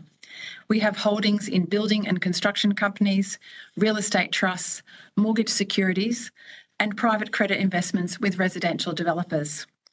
Australian Super also owns 40% of housing developer and manager Assemble, which is building mid-market homes close to public transport and job hubs. Okay. Assemble allows institutional investors globally to invest at scale in this section of the Australian market for the first time. Through this platform, we are investing in build-to-rent-to-own developments that will allow residents to rent a property for up to 5 years with the option to purchase at any point during that time. Residents have certainty and security of a guaranteed purchase price during those 5 years and don't risk being priced out of the market while they save for a deposit. So far, more than 400 build-to-rent-to-own homes have been completed or are under construction in Melbourne. And within 3 years, more than 1,400 will be completed as part of this investment. We believe it's a good return for members, a good deal for home buyers, and a good way to help address the housing supply crisis. Okay, thank you very much. I think I've been very generous with my 2 minutes. I often extend to 3 minutes. So thank you for that opening statement. We'll ask you a few questions. So how many build-to-rent developments does Australian Super have at the moment? Build-to-rent, 0. 0. But you will have some? We may consider it. Our focus with the Assemble projects, as Paula has mentioned, is focused on build-to-rent-to-own. We believe that's a critical part of the housing supply crisis, is around creating supply for people to purchase. Okay, so you're not going to go into you're not going to undertake a huge effort to develop a bespoke build-to-rent portfolio. We have not as yet. Like any investment decision we make, it will depend on whether we think the investment returns are attractive enough to warrant doing it. So all we can say at the moment is that we haven't yet. Okay, so have you had any engagement with the Housing Australia Future Fund? Thank you for the question, Senator. We have indirectly via the Assemble platform. Assemble has been engaging with and had applied for grants under the HAF Phase 1. As the previous testimony indicated, they have secured a likely right, but they're currently in commercial negotiations as to the price and the terms of those. So at this juncture, we can't disclose any more than the fact that we believe they'll likely be awarded, but we, like everyone, including yourself, are waiting for an announcement as to exactly what is being awarded and on what terms. So what exactly would that be? Would that be taxpayer funding certain SPVs or taxpayer funds going to certain consortia? I think, like everyone, Senator, we're all waiting for what the announcement is about the price and the terms of those allocations. But are you expecting there to be availability payments, or are you expecting it to be just payments to a social housing provider? Because it's very unclear to everyone, frankly, how it's going to work. Well, I think you're just asking me to speculate on what's likely to be announced. So, okay, so you have no insight as to how it will work for a big super fund like Australian Super. I'm not saying we don't have insight, Senator. I'm saying that it is yet to be announced and that the discussions are under commercial negotiation. Okay, so I'm not asking you to disclose anything commercial in confidence. I'm asking you how you think the regulatory system would work. I think we'll have to see how it evolves. Like what we're doing with Assemble, I would say Assemble is our first investment in the build-to-rent-to-own space. It's a comparatively small amount of supply, And that's partly because we want to be responsible about how we invest. And typically that means that we'll invest a small amount of capital up front, see how the projects and developments evolve, and if the returns and the risk are attractive, we'll continue to commit more capital. Yeah, because there's a range of ways this could be done, right? I mean, the government might decide to put dollars into these particular consortia. They could give a availability payment. There's a range of ways this could happen, and there's been a lot of announcement, but not much detail. So that's why I'm asking you. You obviously either don't know or you feel like you can't give any more information. I would say the latter, Senator. Okay. I'm reminding you, though, that I'm not asking you for commercial and confidence information. I'm asking you for information about the mechanism. So you don't know anything about that? Well, look, we've been a long-standing investor in infrastructure projects, which have had various arrangements from availability payments to concession deeds to upfront capital contributions from government. So we have seen various structures, not only in Australia but around the world, where we've been willing to invest. So there are a number of different mechanisms. As I said, it's at the moment we're currently waiting for that information to be confirmed and released. Yeah, well, we all are. Okay, so how much money did Australian Super give to unions last year? Senator, we don't give money to unions. We do have commercial arrangements with both employer organisations and unions. The purpose of those commercial arrangements are to acquire and retain members. In last year, we had arrangements with 22 employer organisations and 16 unions. The total amount of the money to both groups was $2 million. So 1 million to the unions, 1 million to the employer groups. I'm not sure of the exact split, Senator. I think it's about 1.2 million to unions and 800,000 to employer groups. But as I said, these are commercial arrangements which are designed to acquire and retain members, as well as provide education services to their stakeholders along the lines of financial literacy. And as I said, a total of $2 million. Last year we built relationships with 16,000 employers and attracted 445,000 members to the fund. Yeah. So I think you would agree it's a good investment. Well, I don't know that I do agree, but thank you for your suggestion. And I'm asking you really about the union overlay here. So what about the CFMEU? Have you given them any money? No. So you don't support the CFMEU? We do not give money to any unions or employer groups. We have commercial arrangements, and we do not have such an arrangement with the CFMEU. Yeah, some of them for directors' fees, or you don't do that? So directors of Australian Super can choose to have their fees paid to their employer or to themselves. Yeah, so it could go through to the union that way, yeah? Well, I think this is a common practice, Senator, where, Chair, my apologies, where an individual has a full-time role and also sits on a board. It is common practice for them to pay to have their board directors' duties paid to their organisation as a means of compensating their organisation for the time they spend away from work. Okay, but it could be paid to the union. So all directors of Australian Super, and as I'm sure you are aware, Senator, we have an equal representation board, and all directors have the choice of choosing whether to have their directors' fees paid to themselves as an individual or the organisation that they work for. Okay. So let's talk about the regulatory fines issue. So if Australian Super gets a regulatory fine, who pays? Is it the members or is it the unions and employer groups? Senator, in the instance where the fund is fined, that is paid from the trustee risk reserve. Yeah. And who pays for that? So the trustee risk reserve is funded by administration fees and investment returns. The members, yeah?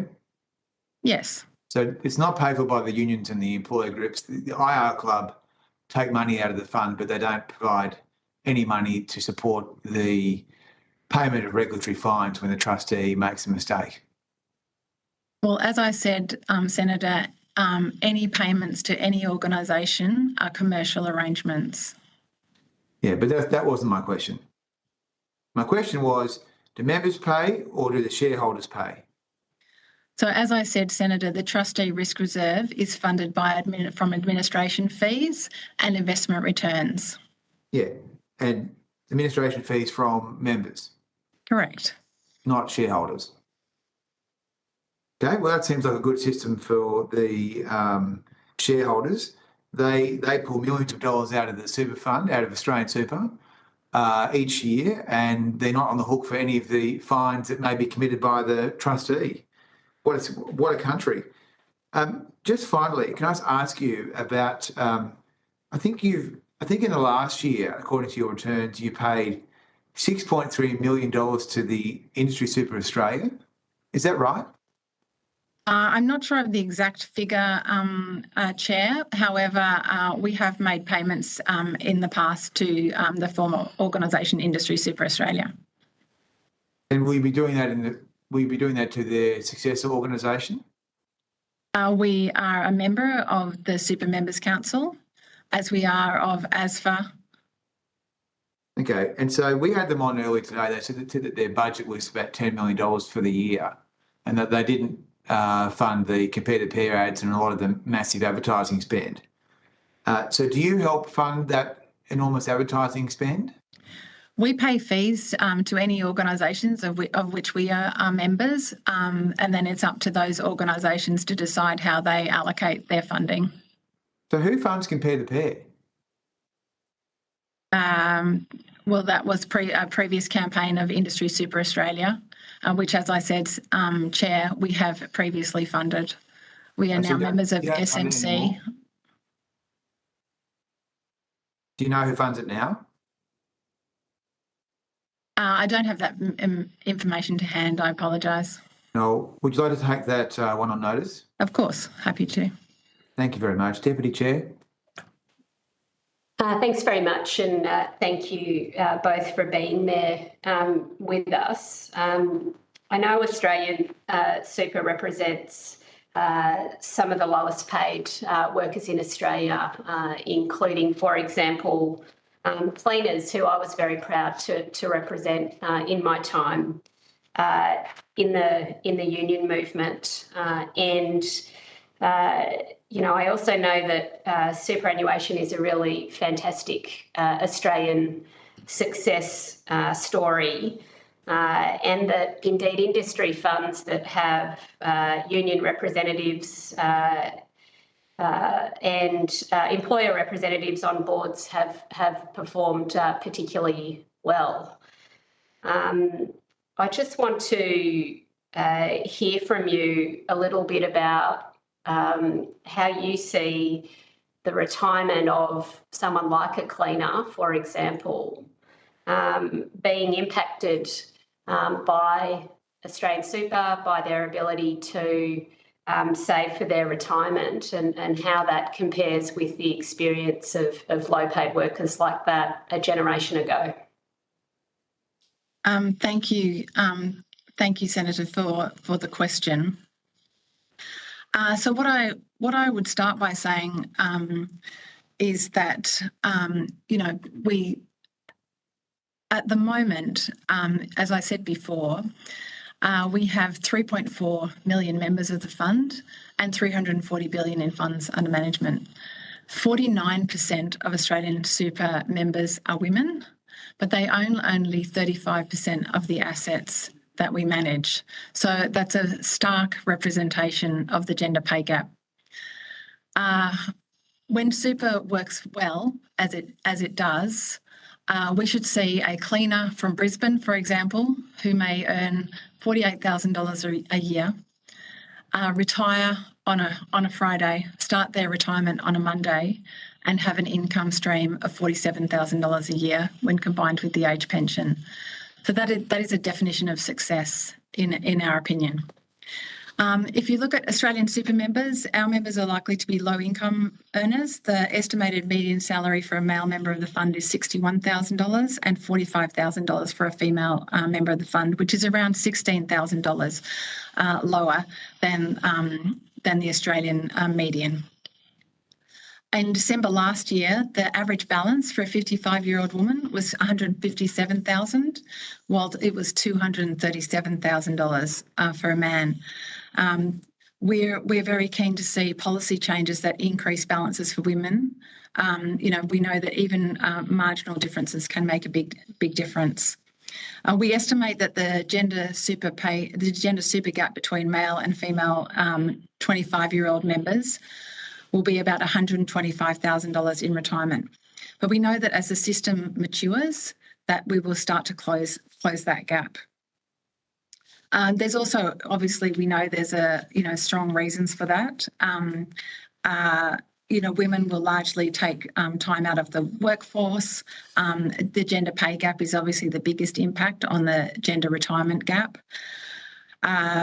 Women often face more career interruptions, either to care for young children or elderly parents, and also women are largely more likely to be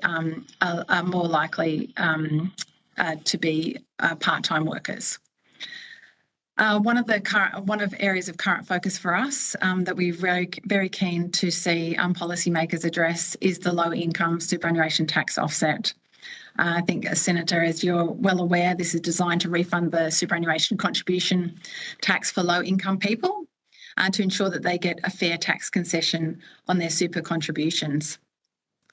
We know that LISTO, as it's colloquially referred to, has failed to keep pace with increases in the superannuation guarantee and changes to tax brackets so that it no longer provides that tax concession for low-income earners. We'd like to see the expansion of LISTO by increasing the cap to fully offset the superannuation guarantee and increasing the threshold to the top of the second tax bracket, which is currently $45,000. And this, we believe, will improve super outcomes for all low-income earners.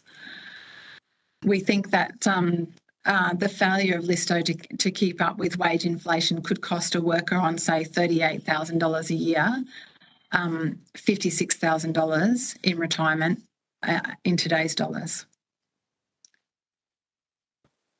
Thank you. And, this is a retirement system inquiry, and so it really is important to hear about our world-class superannuation sector and the types of retirements that can deliver. And it's really important to hear about the situation facing lower paid workers and women workers, and what we need to do, not just with the super system, but across the economy to improve their retirement incomes, including things like closing the gender pay gap, improving security of wages in those jobs, superannuation on paid parental leave, how we can improve the working experiences of women over the life course, for example.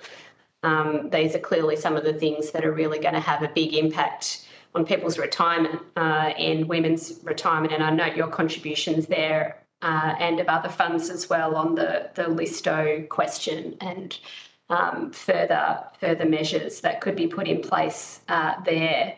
I do just want to go to some of the issues that have been raised in this retirement system inquiry around housing. There's been various early release type policies put forward. We know they'd be inflationary in terms of housing. We know they'd reduce people's super balances.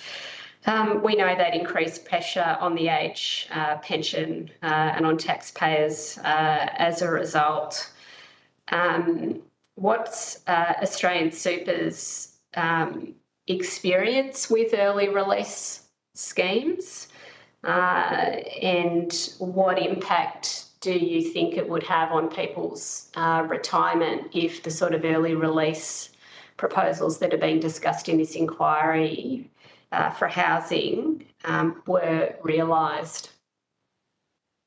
Thank you, Deputy Chair. It is our very strong view that Australians should not have to choose between financial security and retirement and a home. This is a housing supply crisis. It needs to be fixed on the supply side, and we know that greater withdrawals for super will only increase house prices and make homes reduce retirement incomes, which will also lead to a significant long-term cost to the budget. I'll give you the example, as you referred to, during COVID. During the pandemic, 400,000 Australian super members accessed their super through the early release program, and they withdrew $4.9 billion from the fund, which is obviously a large amount of money in anyone's language. However, in a fund like Australian Super, where we look after $340 billion in members' retirement savings, that amount was not material to the fund. It was, however, material to every single one of those 400,000 members who took early release, most of whom were the people who could least afford it.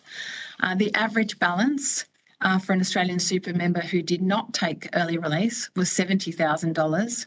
The average balance for a member who did take the early release was $41,000. We also know that 50,000 Australian super members completely wiped out their accounts. Their retirement savings will never recover. And we estimate that it will cost these Australian super members who withdrew that $4.9 billion through COVID early release, $11.3 billion through lost earnings at retirement age. We know the Super Members Council found that a person aged 30, which was the median age of withdrawers who withdrew the full $20,000, is expected to retire with $93,000 less in superannuation. They also, SMC have also estimated that the COVID early release scheme will cost a 20-year-old member who may not have participated in the scheme $3,000 more in tax to top up the pensions of people who took the money. It's probably worth noting, Senator, that the tragedy of this is that the best ever annual return that Australian Super has delivered since its inception, over 30 years, was the year when members withdrew their COVID savings. And the equity market bottomed just before early release happened. So part of the tragedy is the impact on long-term savings that Paul has spoken to. But the real indictment from an investment perspective is that members withdrew their money at the bottom of the market. And I think, those numbers are, give us a lot of good evidence in this inquiry as to the risks of these release strategies. $4.9 billion taken out of your fund, $11.3 billion in lost earnings there, 93,000 less in super, as the Super Member Council's figure. I just want to go to an issue that I think your evidence would be helpful with, that we haven't gone too much in this inquiry around early release for housing and the variations on that, offset accounts, collateral, etc.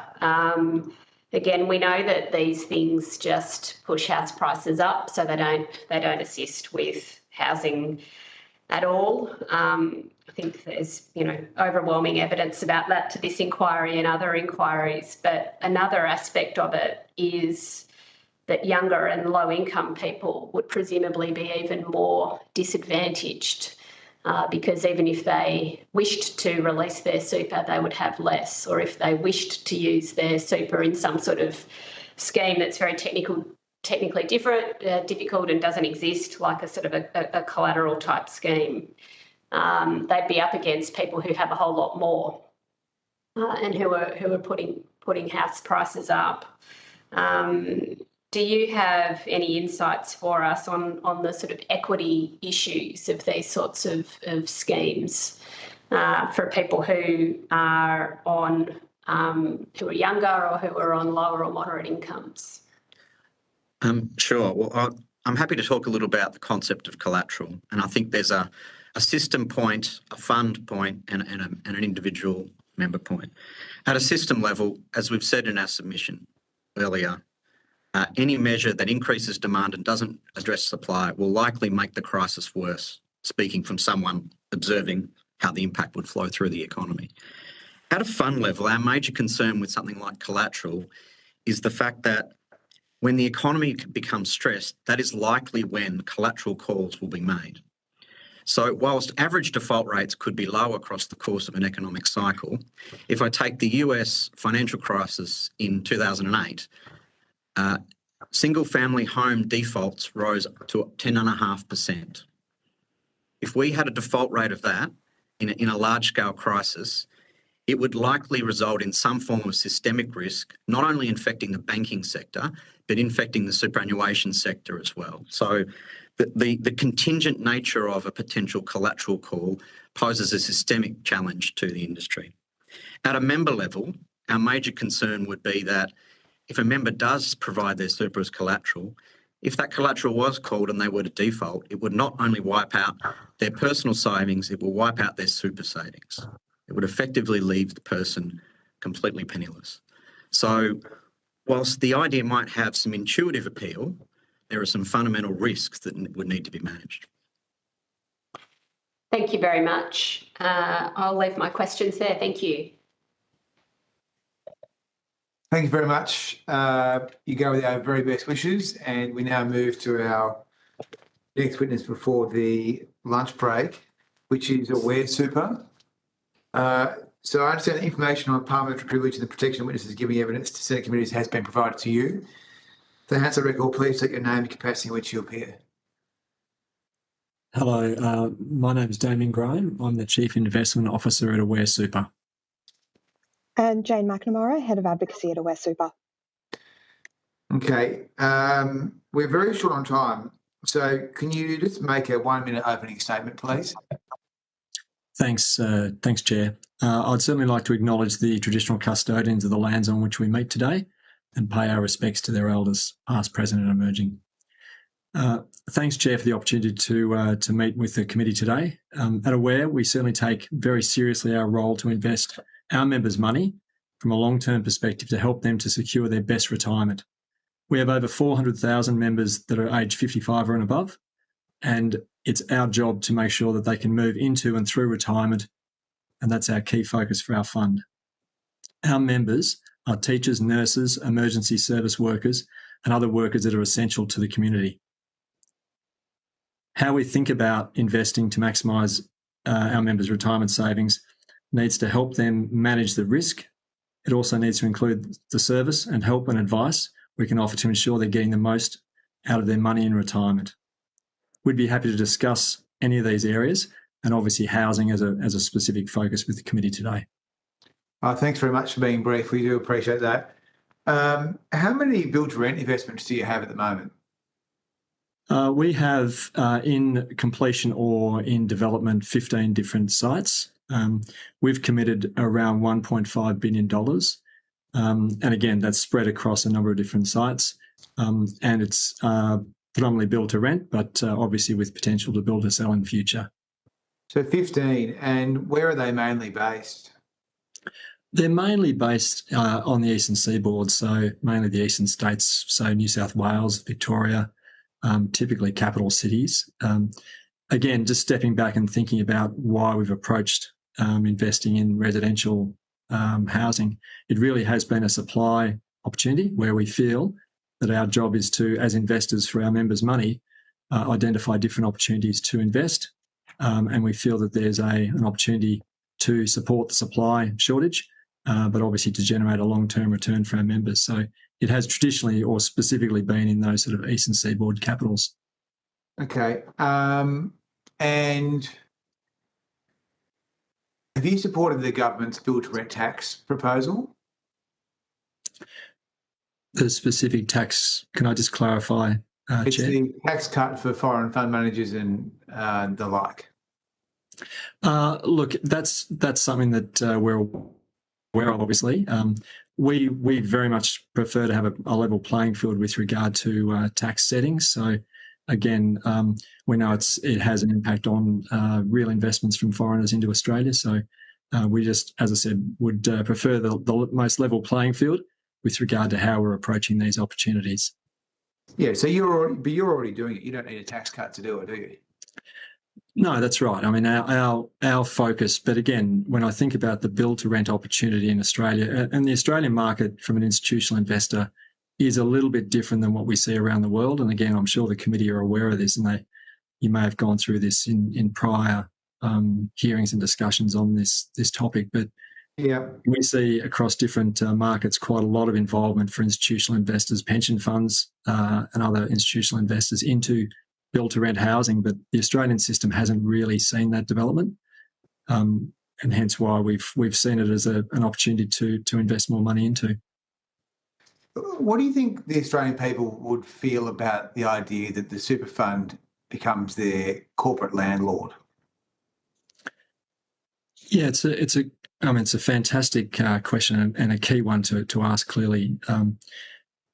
When we've thought about this, and certainly when we've gauged feedback from the people that rent some of the apartments that we have built, and just to be clear on how we do that, and again, I think it's an important note, the way that we've structured our approach is that we need to have a very arm's length approach to who rents our apartments. So we may be developing them. We have a community housing provider that manages those apartments and makes sure that there's an arm's length discussion around who ends up being a tenant. Because critically we can't have any involvement. But we have sought feedback through the community housing provider as to what our tenants, how they feel. Are they getting good outcomes? Are they feeling like the apartments they're living in and being able to access, is that having a positive impact on them? And do they feel like there's a positive outcome? The vast majority of feedback, and I've only I can't think of a negative. I'm sure there has been negative, but I can't think of a negative piece of feedback from a tenant on the process that they've been able to be involved in. And again, one that absolutely stands out, Chair, is a resident that was a Melbourne-based resident. I won't give her name, but she was a single parent living with a daughter. And wasn't able to work and live near where she was, or wasn't able to live near where she was working. It was one of our sort of more inner city apartments, buildings in Melbourne. And she was able to, she said, have a material impact on how she could build up a deposit for future housing, how she could afford to live in an area that was close to where she worked. And her daughter also provided feedback that being able to live near where her school was and not have a huge commute was incredibly positive to her study. So when I hear those stories, I think I'm pretty comforted that we're doing a good thing here by being able to support additional supply, and that tenant would have a positive view of that dynamic with us being a landlord in that situation. Although, as I said, in an arm's length basis, because we can't be involved in the management or the letting of these apartments. Are you is this being targeted to sort of middle Australia? Well, it depends on when you think about our building supply has been both essential workers, so we have a small component of that, those 15 sites that have an allocation or have some exposure to essential workers, and then some broadly community-based. So we do know, and again, when we think about the challenge here, and it is absolutely a challenge, we know that there's a lot of challenge for housing affordability. So I'm sure it is an issue that's impacting lower income earners more than higher income earners, and Middle Australia would be obviously in the middle there as well. So it is a broad-based community issue, which we see an opportunity to have a positive impact.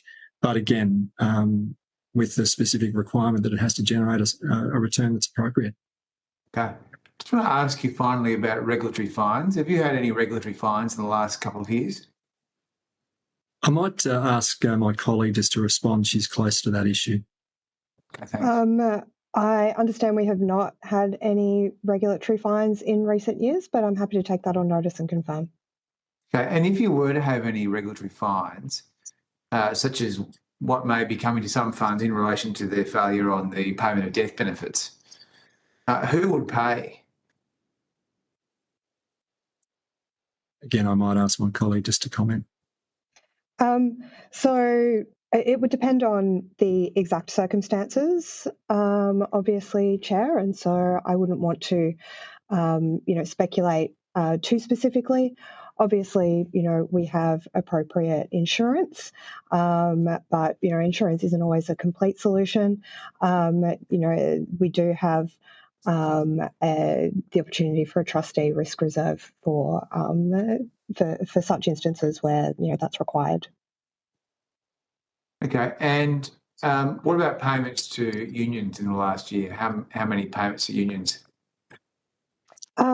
So I can confirm we made approximately $270,000 in payments to unions as part of service agreements in FY24. Yeah, what are the unions? I don't have that full list to hand, but I'm happy to take that one on notice. I'd be grateful. Thanks very much. Deputy Chair.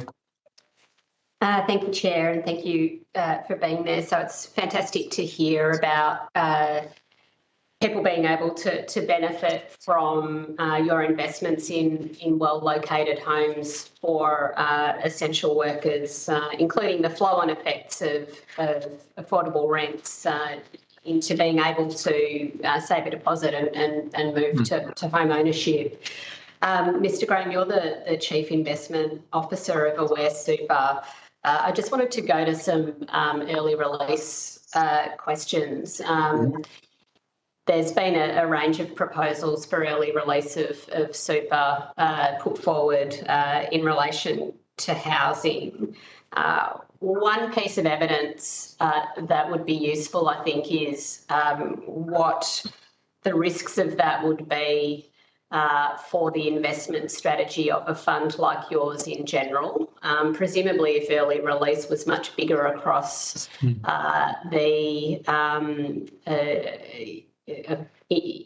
policy terms, if the reach of early release was bigger, presumably that would require greater sort of flexibility and liquidity in terms of your investment portfolio. Can you just speak to the implications there? Yeah, thank you, Deputy Chair. Absolutely, we would see that there'd be implications to the investment strategy. So, again, if you take it to the extent of potential with very broad access across members, it could have the requirement to have a much more material liquidity requirement.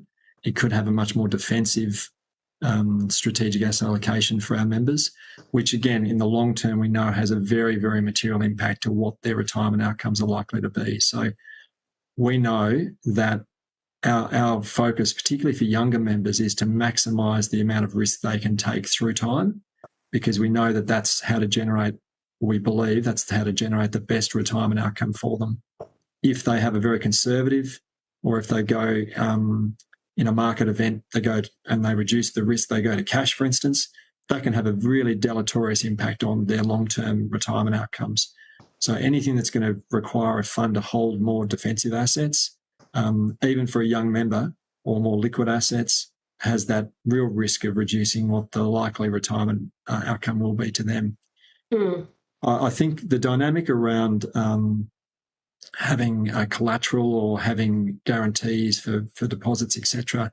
Again, I don't know how we would do that functionally. I think that would be a very significant change of business practice for a fund. I don't know how we would do that in a way that would be efficient, that wouldn't add to cost, and obviously it would definitely add to a lower return, likely through time for members. So it's quite complex to think about the business model we operate. But again, I'd acknowledge, Deputy Chair, that we know housing affordability is a big issue, and we are trying to play an appropriate part to build new supply, to bring it to market, because we do believe that it is the most impactful way that we can have that positive impact. Again, as always, it has to be within the confines of appropriate risk-adjusted returns, because that's our fiduciary duty to our members. Mm-hmm. Thank you. And just finally then, just expanding on the collateral question to the extent to which you've been able to give it thought. You mentioned there that in your role as Chief Investment Officer, this would be challenging for how you go about investing. Obviously, it doesn't exist. There's a whole lot of regulatory sort of hurdles to this concept. But can you talk to us about the implications, I guess, which seem many? We heard from Australian Super about the risks of a sort of a collateral call for individuals. So there's an individual member level risk there, but there seems to also be a fund level risk in terms of your capacity to account for those potential losses in your investment strategy as well. That's right. I mean, you would need to align the risk of those, the monies held against the collateral.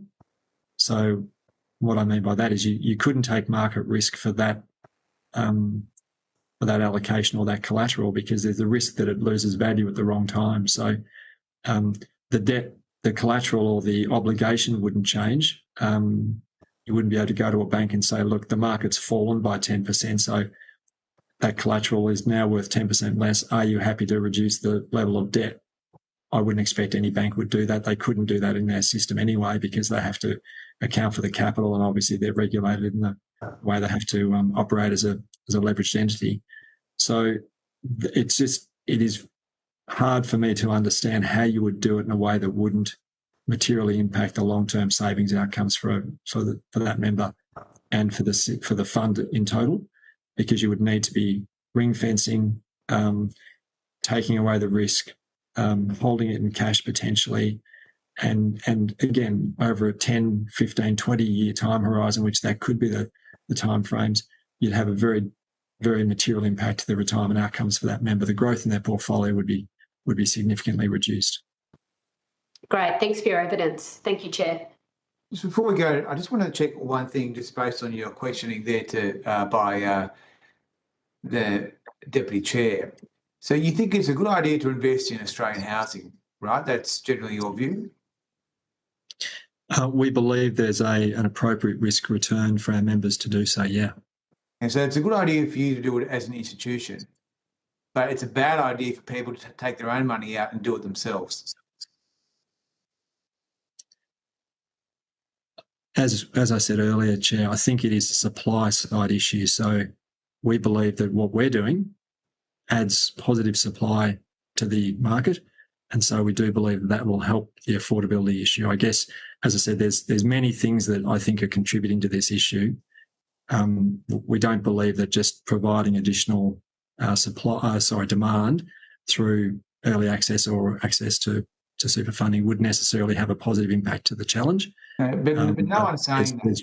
The only question is really, if the same money is invested in the fund, if it's invested by the trustee, your view sounds to be that that's a good idea. But if it's invested by the individual member, then that's terrible, and that will destroy the ability of people to buy a home. So I don't understand how the same money can be good if a corporation does it, but bad if a person does it.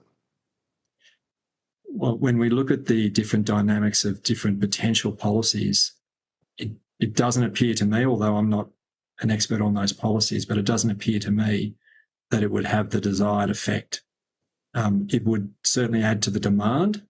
But we also don't believe that the people that are targeted through first home ownership are necessarily the people that have sufficient superannuation savings, particularly at that time, to drive the mechanism that I think the policies are intended to make or intended to drive. So that's a challenge. It's a real challenge, because I don't think it ends up helping the people that are targeted to be helped.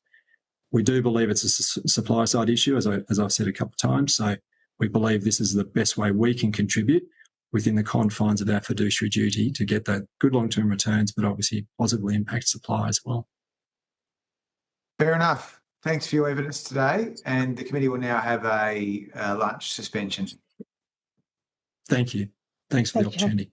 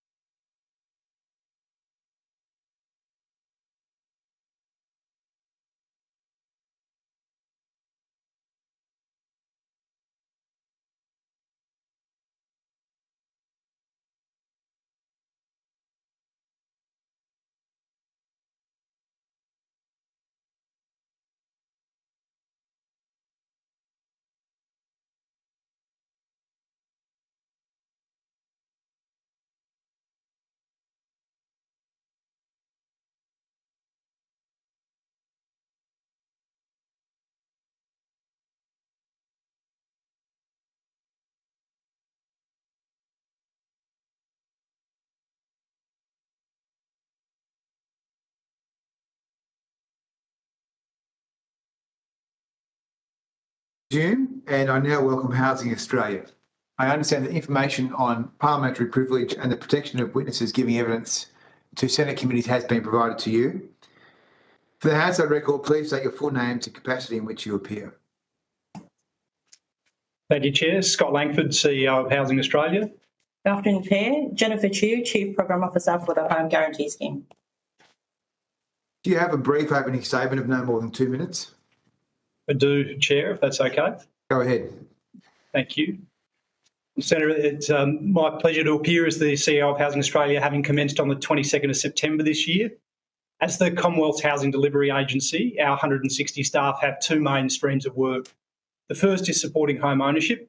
As at the end of October 2024, Housing Australia has supported 190,000 people to achieve home ownership through the Home Guarantee Scheme.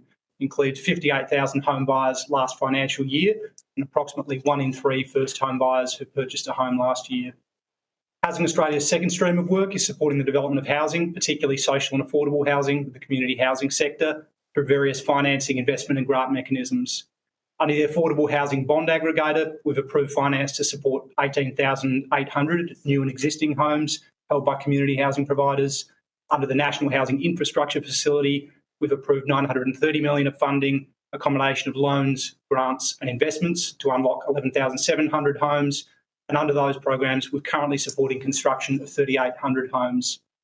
We've also issued over $2.8 billion of bonds, which have been sold to institutional investors.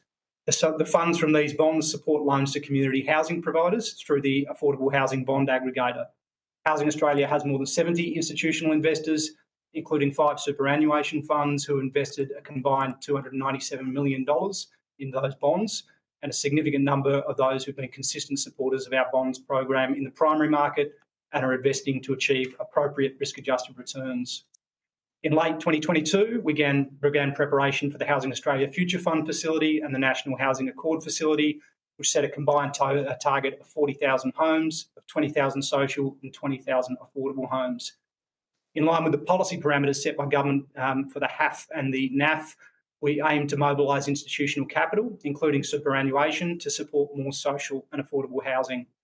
As noted in our annual report, in February 2023, Housing Australia had established an advisory group to support proprietary activities and provide strategic guidance on design and implementation of those programs. The advisory group had representation from relevant key sectors, including community housing providers, property, banks, superannuation funds, other institutional investors, construction, legal and the public sector. The group's role was advisory to Housing Australia's management, didn't extend to any decision-making responsibilities, and last met on the 3rd of November 2023.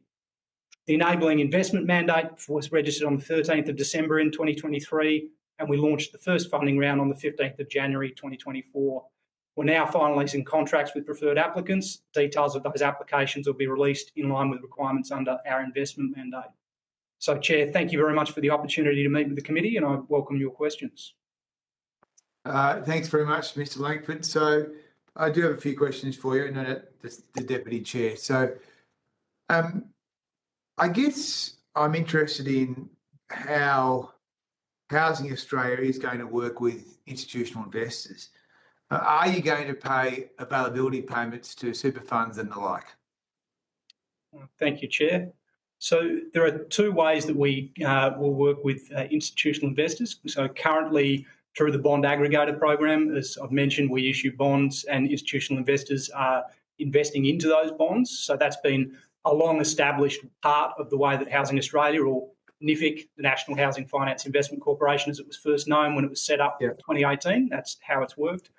In relation to the Housing Australia Future Fund facility and the National Housing Accord facility, we will make payments to eligible applicants, and that includes community housing providers, state and territory governments, and special purpose vehicles that have one of those others as a member. There are a couple of other categories of specific types of providers.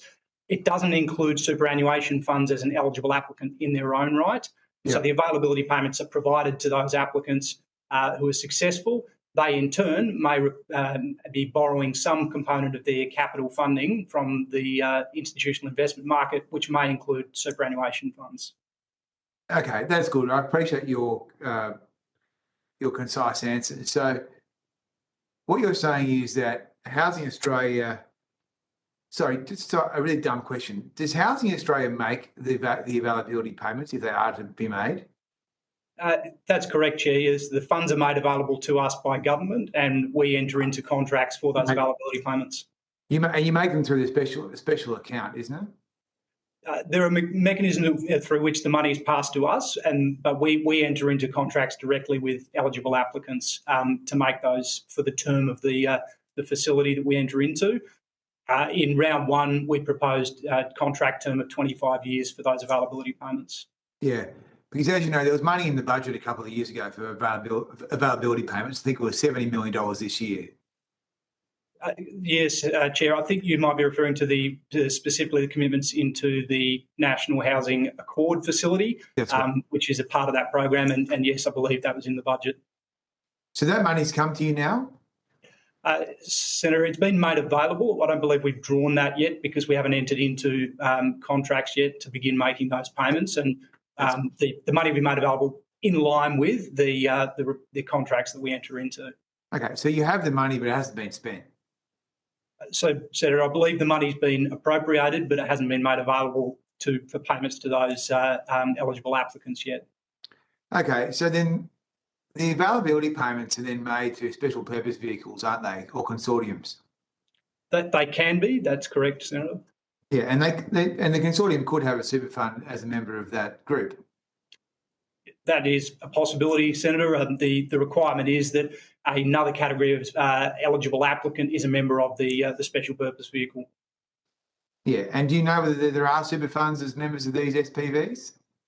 Well, Senator, I'm not aware that there are any who've been appointed as successful applicants in round one. What I can say is that we are aware a number of applicants have told us that they have letters of support from superannuation funds who are offering to provide them capital. We, as yet, haven't entered into any contractual arrangements, so we don't have full details of that. That'll be a matter between the eligible applicant and those funds. And so we'll release details of the eligible applicants in line with the requirements of the investment mandate. Okay. I'm sorry to ask you so many dumb questions, but it's a bit confusing. So there's an announcement from the Minister, Ms Claire O'Neill, on 16 September this year, entitled Albanese Government Green Lights Most Social and Affordable Housing in Over a Decade. Is that referring to round one of your allocation? Senator, on the 16th September, Housing Australia announced a commitment of what we call preferred applicants, so applications that have been identified for preference in negotiations for up to 13,700 social and affordable homes. We're now in the process of finalising contracts with those applicants. Okay, so but this has been announced by government. Well, Senator, on the 16th September, what was announced was that we had appointed them as preferred applicants. So as a milestone in the procurement process, and we're now in the process of finalising contracts, at which point we'll make the details available as required under the investment mandate. I'm just reading the press release here. It says, quotes attributable to Prime Minister Anthony Albanese. I grew up in social housing. I know how important a roof over your head is and the opportunities it creates. The first round of funding under our Housing Australia Future Fund will deliver thousands of social and affordable homes across Australia. So that's been announced, but you haven't finalised who actually will be building these houses.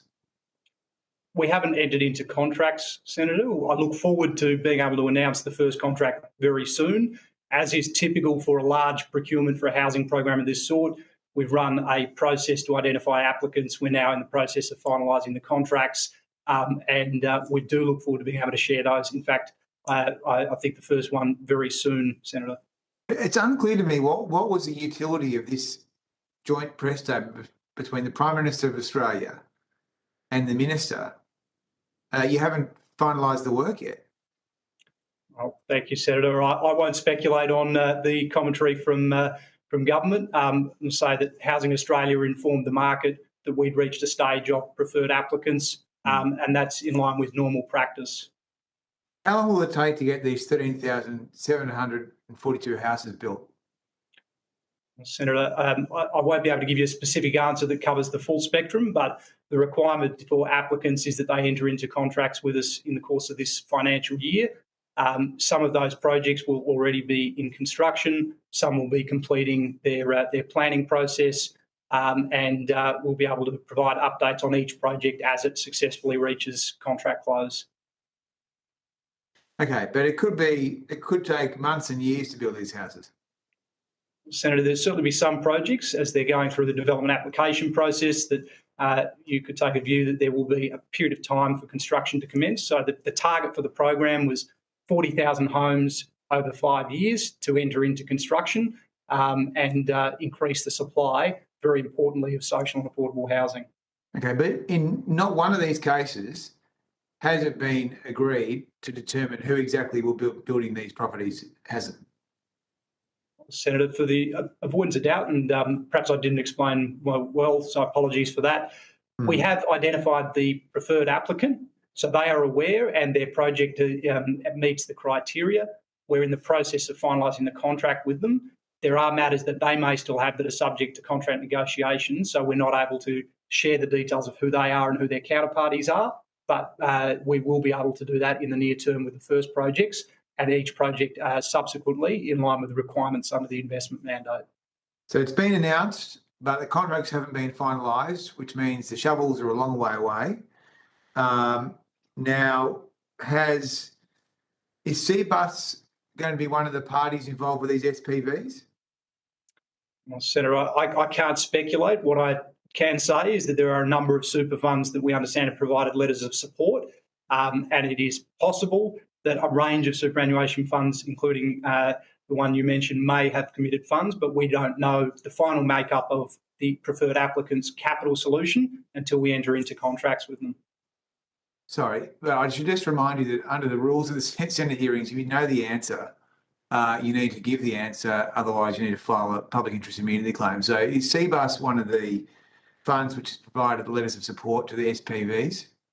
Senator, if you just give me a moment, I'll see if I can find that answer for you, and maybe we could return to that in a moment. I'm not actually personally aware, but I can check that for you. Otherwise, I'm happy to take that question on notice. Okay, well, if you need to take it on notice, that's fine. I understand that. No, thank you, Senator. I can come back to it if you don't mind. I'll just ask the team if they can find that answer while we continue.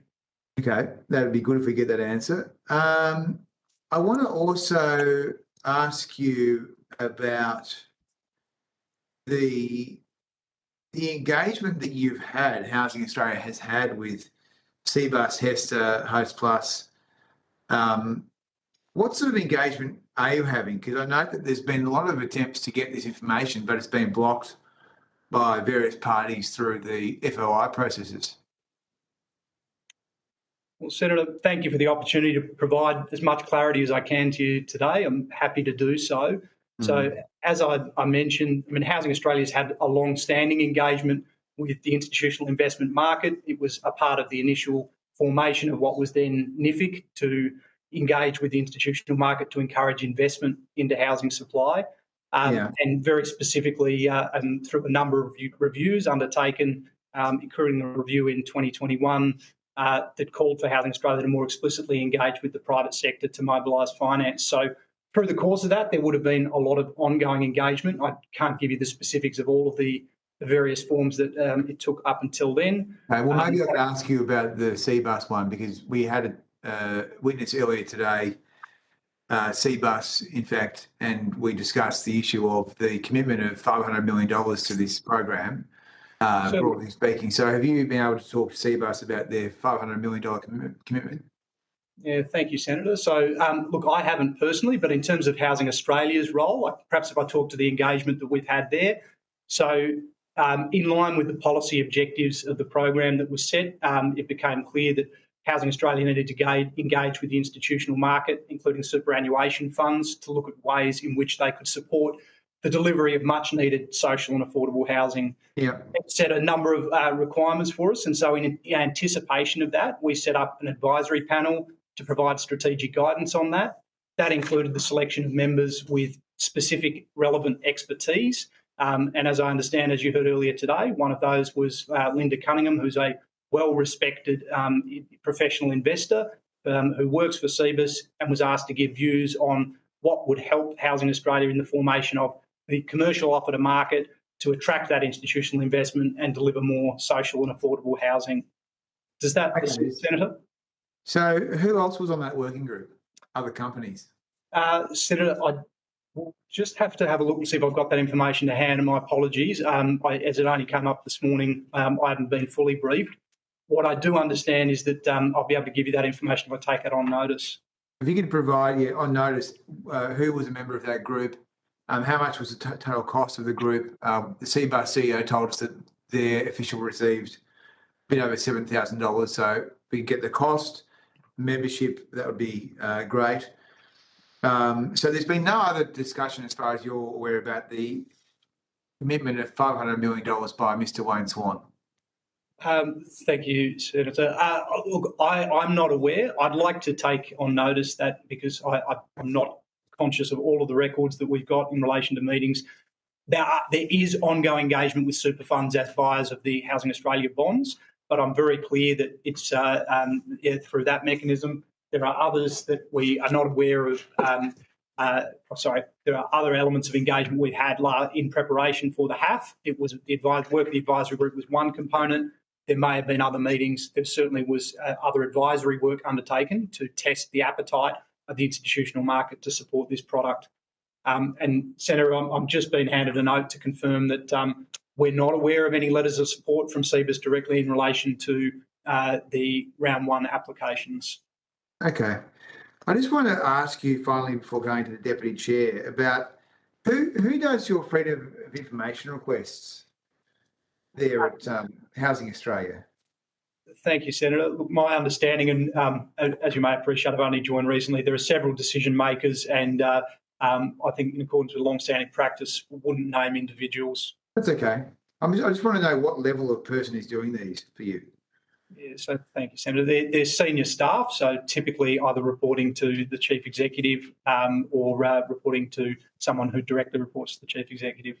Okay, who dealt with the one that we got last week about the Cbus issues? Thanks, Senator. I don't actually have that information in front of me. Would it be okay if I take that on notice? Well, you don't know anything about this? I'm aware that there was a freedom of information request released last week, Senator. I wasn't aware. I wasn't the decision maker, so I'm not aware of who was. If you just give me a moment, I can see if I can get that detail for you. Okay, well, I'll do that while you... So effectively there was an FOI request which sought correspondence between Housing Australia and Cbus, and that was rejected initially by Housing Australia. Then there was an Information Commissioner review, which then I think led to Housing Australia providing some documents, including the existence of this committee that Cbus was on.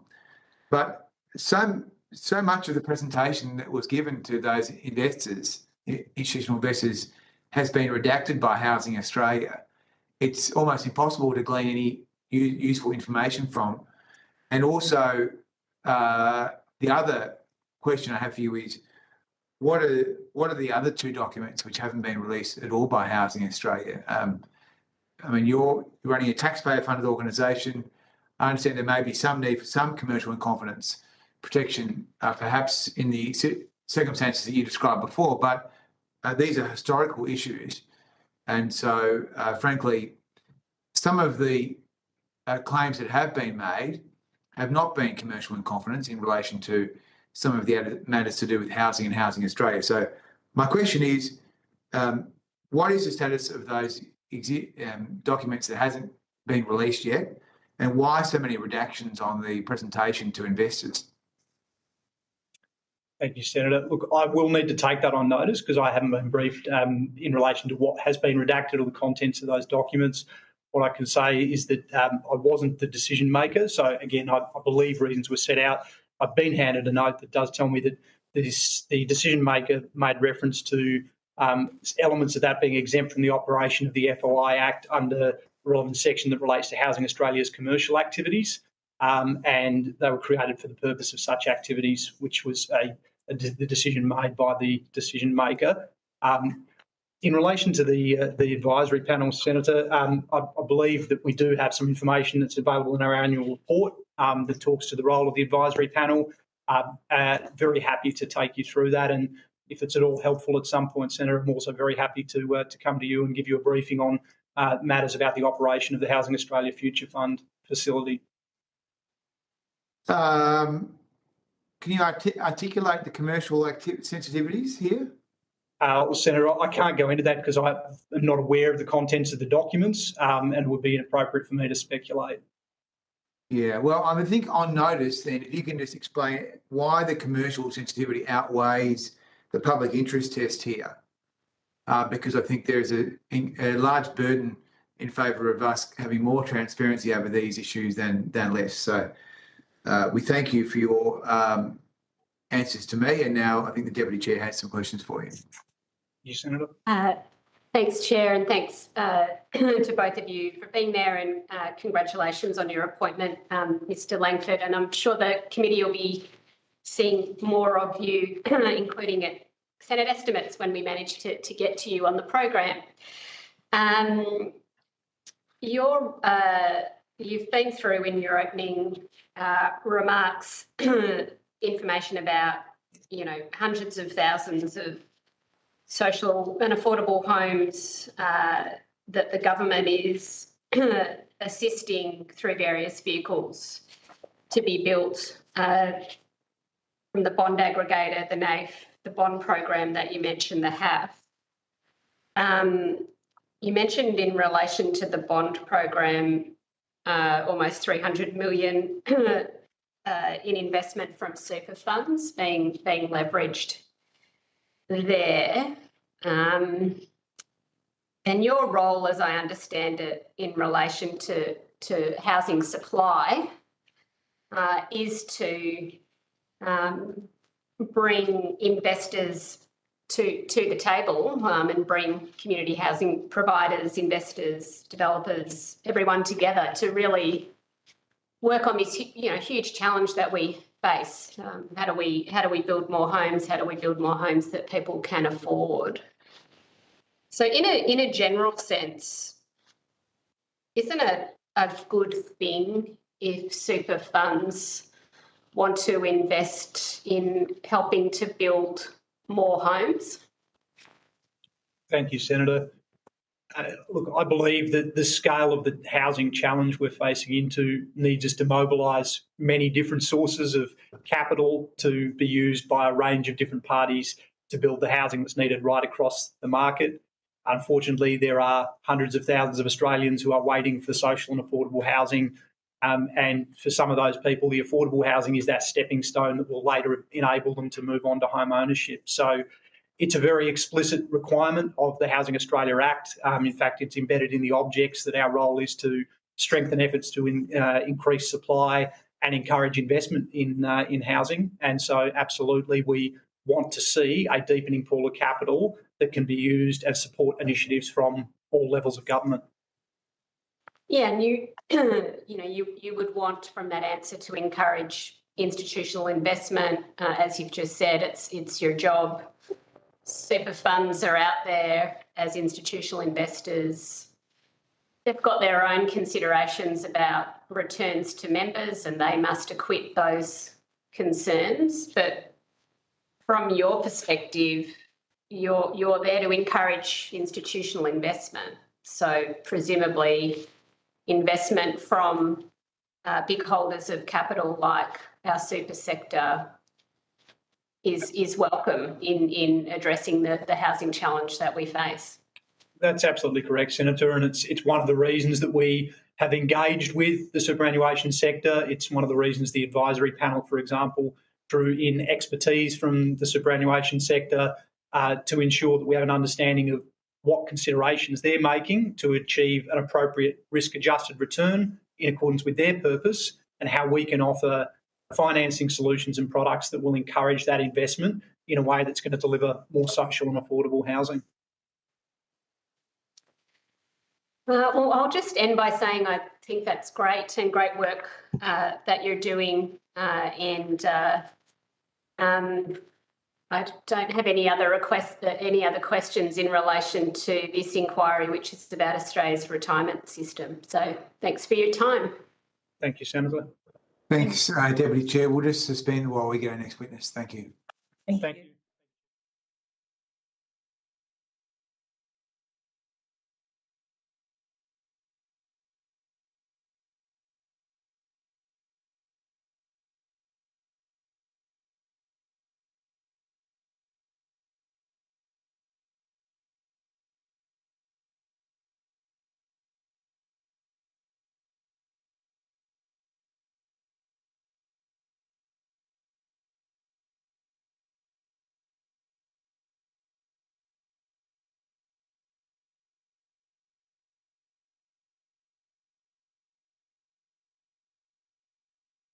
We'll resume, and I welcome representatives of the Australian Prudential Regulation Authority.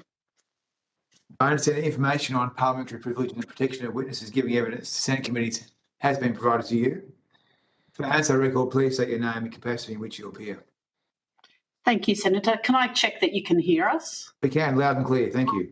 Thank you. My name's Carmen Beverly Smith. I'm the Executive Director for Life Insurance, Private Health Insurance and Superannuation at APRA. Peter Colhagen, General Manager in the Life Private Health Insurance and Superannuation Division at APRA. And Lucinda McCann, General Counsel, APRA. Do you have a brief opening statement? I do, Senator. I think we have a longer version which we're happy to table for incorporation in the Hansard, but I might mention just a couple of points. Let's give you a couple of minutes. Will that be enough? Absolutely. Great, thanks. Firstly, APRA has been clear that improving retirement outcomes for Australians, particularly through the implementation of the Retirement Income Covenant, is a priority for us in 2024-25. The APRA and ASIC Pulse check on the Retirement Income Covenant implementation found that trustees are actively engaging in areas previously identified for improvement. However, more focus is required. Secondly, we note the interest of the committee regarding using superannuation to facilitate increased home ownership. Policy changes to broaden the role of superannuation beyond providing for members in retirement to achieve other objectives, such as facilitating home ownership, are outside of APRA's mandate and would be a matter for government. Any policy changes would most likely require changes to the existing legislative framework governing superannuation funds.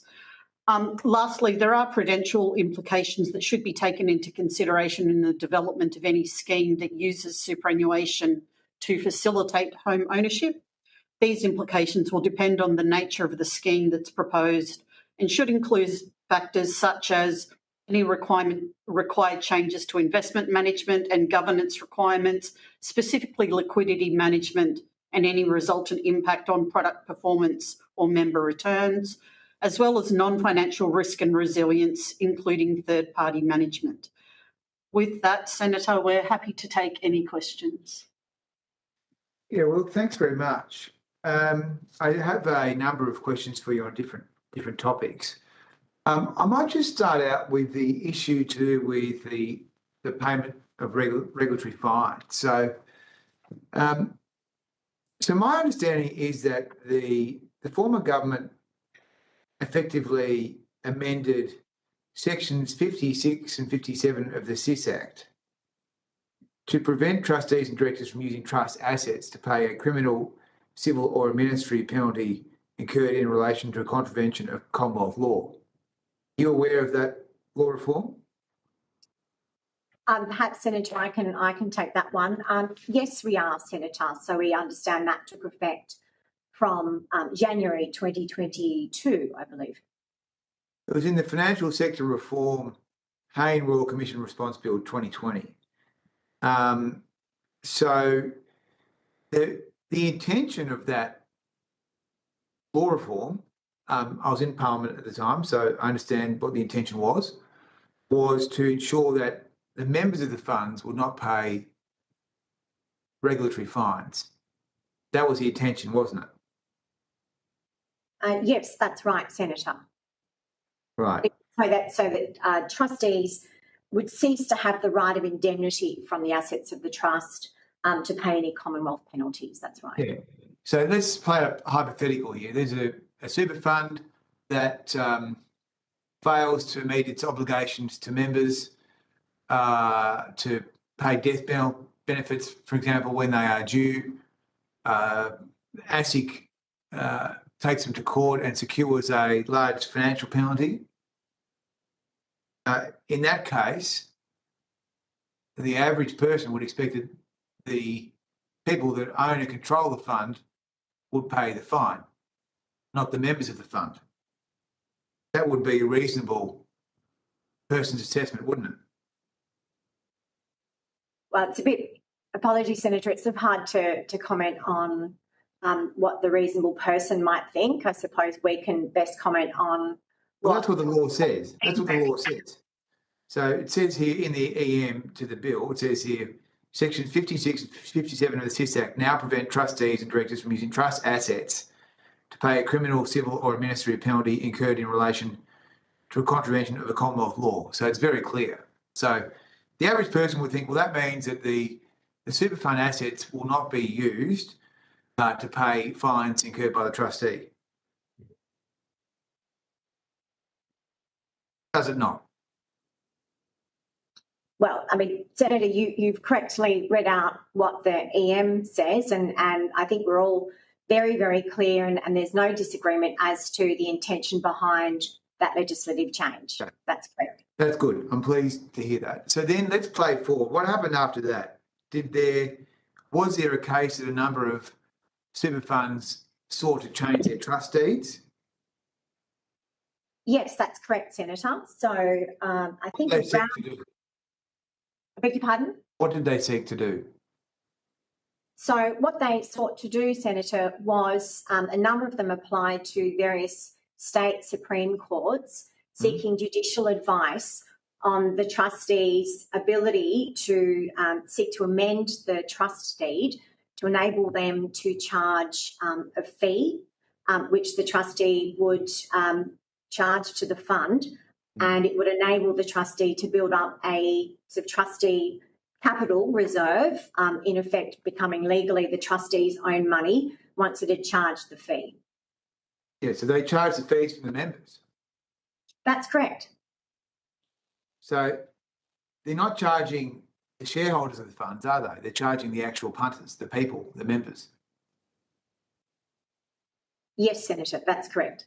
Okay, so the members' money goes into an account, and that then can be used to pay fines in the future. Yes, that's correct. Okay. So what was APRA's position, if any, when the funds were going to the state Supreme Courts to change their trust deed? So, Senator, APRA played quite an active role in almost all of those trustee judicial advice applications. So we engaged with all of the trustees. We reviewed the documents they were submitting to court. We also participated in most of those court hearings or advice applications in the form of being an amicus, so a friend of the court, where we outlined our view of what various trustee duties require, such as the best financial interest duty, in order to inform the court and assist the court to provide its views on the matter.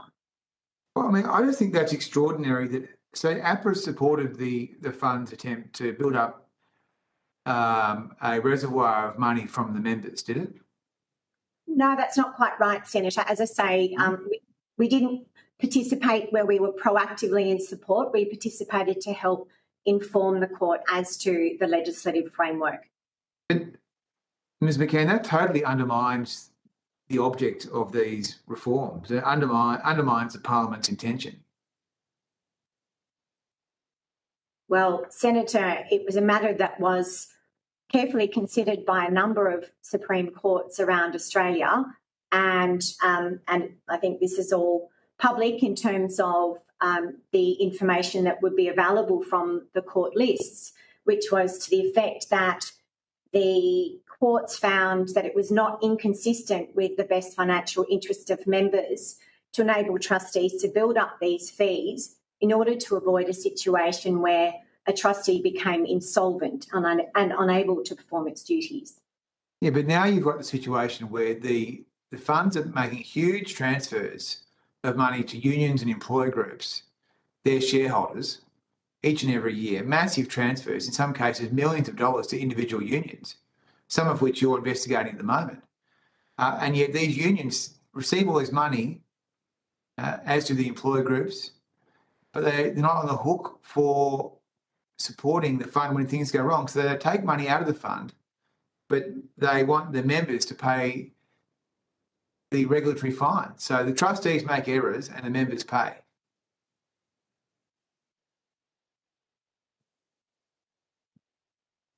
What steps have you taken to get some capital in accordance with the Act now from the shareholder companies that own these funds, that receive dividends from them?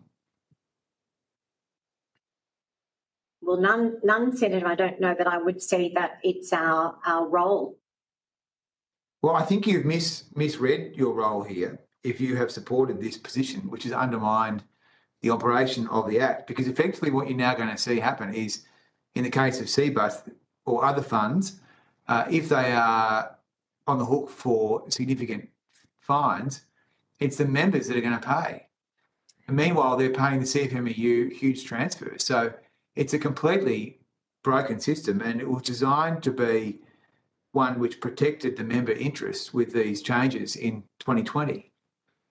Senator, I might just say that it's not APRA hasn't either supported or not the position. What APRA's role is to supervise to the law as it's currently written.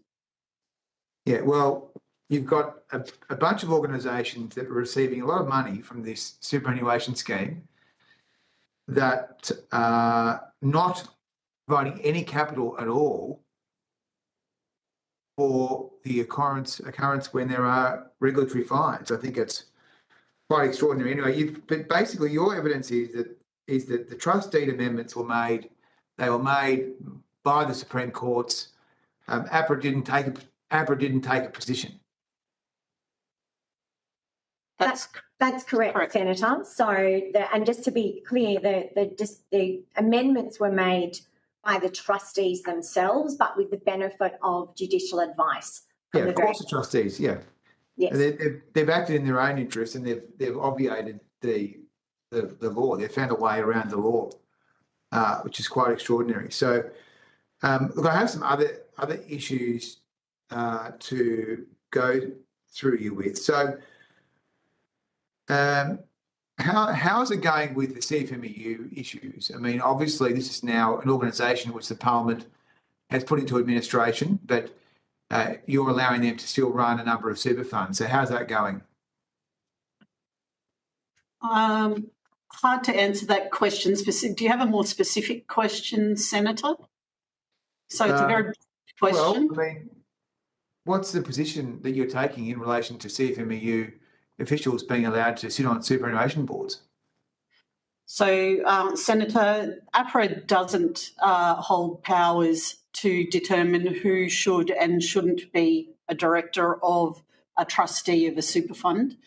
APRA has prudential standards that go to determining the governance requirement of super funds, and we supervise to those. They include the fitness and propriety of directors, whether conflicts of interest are managed appropriate, and other governance requirements. What we require of super funds is that they have adequate policies, procedures, frameworks in place to make good decisions in relation to those topics. And if I could also add, Senator, in the context of the administrator, I mean, we have been in contact with them, given that they are now responsible for the nomination of directors. But, of course, trustee director nominations and put forward by the administrator are very much a matter for them. And as Ms Beverly Smith said, we don't have a specific role in approving or disapproving of individual director appointments. I'll have some more questions on this, but I just... Sorry, given by my colleagues there, APRA is also on the record about the action that we've taken in respect of a number of funds where we have imposed additional licence conditions on them that require them to appoint independent expert reviewers to look into issues around payments to the CFMEU and around the fitness and propriety of directors. So that work is ongoing, and that's a very robust piece of work, Senator. Yeah, I do have some more questions, but I just wanted to go to the Deputy Chair. Thanks very much, Chair. Thanks for being there. This inquiry on retirement systems has canvassed a whole range of issues. One of them has been the issue of releasing superannuation in various ways as a demand side measure for housing. And within that, there's been a version of it which is about using super as collateral for housing. I noted in your opening remarks that such matters would be policy questions for government and not questions that you would take a view on. I also noted in your opening statement that if such a policy were to be implemented in your role in relation to ensuring stability in the financial system, that you would have a lot of questions for funds, or funds would have to satisfy themselves of a lot of matters in terms of how they interacted with that. And you raised questions around liquidity, risks and returns, and some third-party matters. I wonder if you could expand, please, on the range of considerations that would arise for funds and APRA of such a policy. Thank you, Senator, for your question. Again, the actual considerations will depend on the design of the actual policy that government might agree to. Some of the more detailed considerations for APRA, as you mentioned, are in relation to investment management. So the policies, procedures and frameworks that funds have in place, and particularly in terms of liquidity management and any resultant impact that might have on investment returns and then member returns. Other considerations would, again, depending on the design of the actual scheme, could result in complexities between many different parties across the sector, so funds, banks, members. So we would have increased concerns regarding operational risk management, operational resilience concerns, and the ability for such a scheme to be implemented safely and securely. We have considered impact on members. So what kind of advice and education would be required for members for them to understand adequately what the scheme is and the implications for them today and into the future. And you did mention financial system stability. Depending on the nature and any limits around access to the scheme, one might see flows between two industry segments, so the superannuation segment and the banking segment, that could impact balance sheets, especially in banking, with associated impacts on capital. The government's exposure to the financial claims scheme for bank depositors may also increase with the flow of superannuation monies into bank accounts.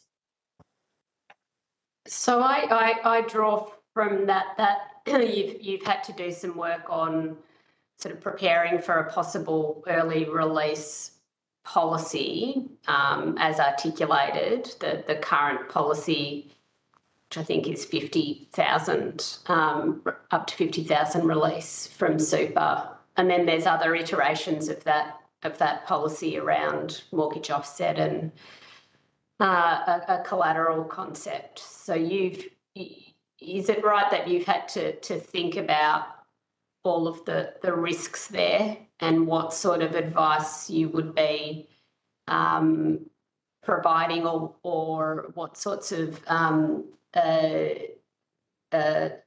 I can't think of the word, sorry, alerts and information to funds and what they would then have to provide to members to sort of navigate all of these new ideas?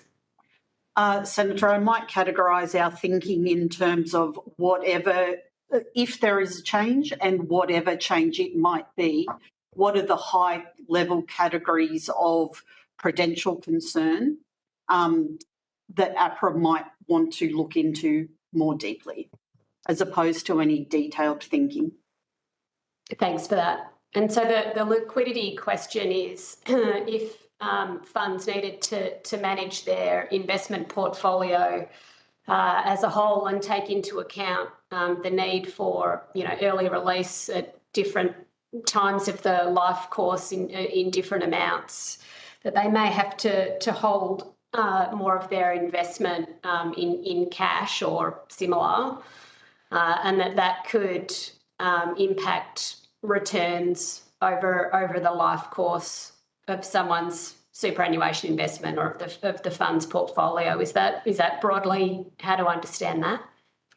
It might be one of the outcomes, Senator. Again, it would be for trustees to model that given their overall investment portfolio. Right. There are a number of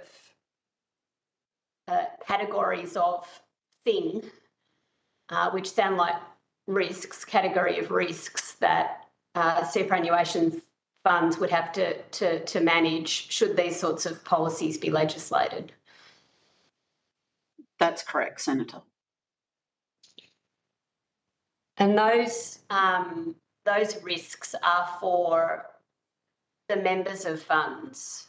Therefore, the funds, are they also risks for the financial system, particularly when you're looking at questions of interactions between super funds and the banking sector, for example?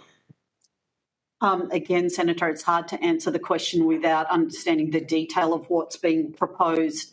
But APRA, one of APRA's priorities is to look at system stability, and we are currently looking at the interrelation of both the banking and superannuation system and looking at the stresses that might occur on the country given the interaction of those two systems and any changes to it. I might just sort of push you for a bit more of a plain English, a non-professional explanation of that in terms of the collateral concept, for example, where super funds are now implicated in mortgages in the banking sector, and what the risks to financial stability might be there, or what the considerations would be there. Senator, is it okay if I go quite high level? So if we're talking about collateral, there might be considerations of the legal ownership of superannuation monies. So currently superannuation monies are owned by superannuation funds until preservation age. If there is a concept of providing collateral for a mortgage, as I understand it, banks require the mortgage applicant to own that collateral for it to be considered collateral. So there are some very high-level legal considerations. Assuming that the government makes all the legislative changes to allow a scheme like that to operate, what we might see is funds flowing out of superannuation funds and into the banking sector. Superannuation is a closed system, whereas banking is not.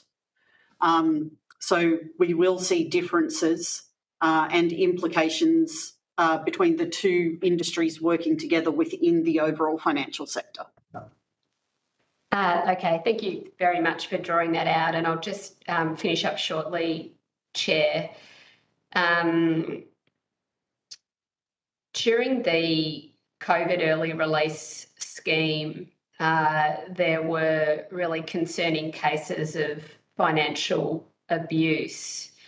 And APRA, I think, expressed some concerns in a submission to this inquiry about abuse and scams in early release schemes. Perhaps just tell us about those concerns, and if there were a sort of expanded early release scheme, how would, in the nature of what we're describing, how would funds need to manage the risks of fraud and financial abuse?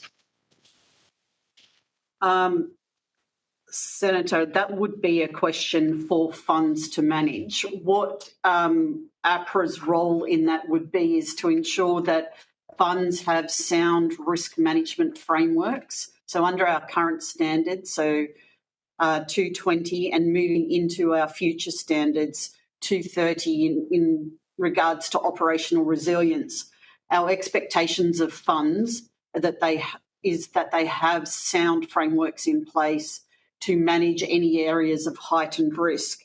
I think what was observed during COVID is that there may have been heightened risk in regards to fraud and scams in terms of early release. We would expect that funds have learnt from that and would implement appropriate controls to ensure that they manage that risk in line with their risk appetite. Okay, thank you. Thank you, Chair. Thanks very much. So I just want to pick up some of these issues around the Cbus matter. So effectively you're saying that the administrator removed 3 of the trustees, is that right?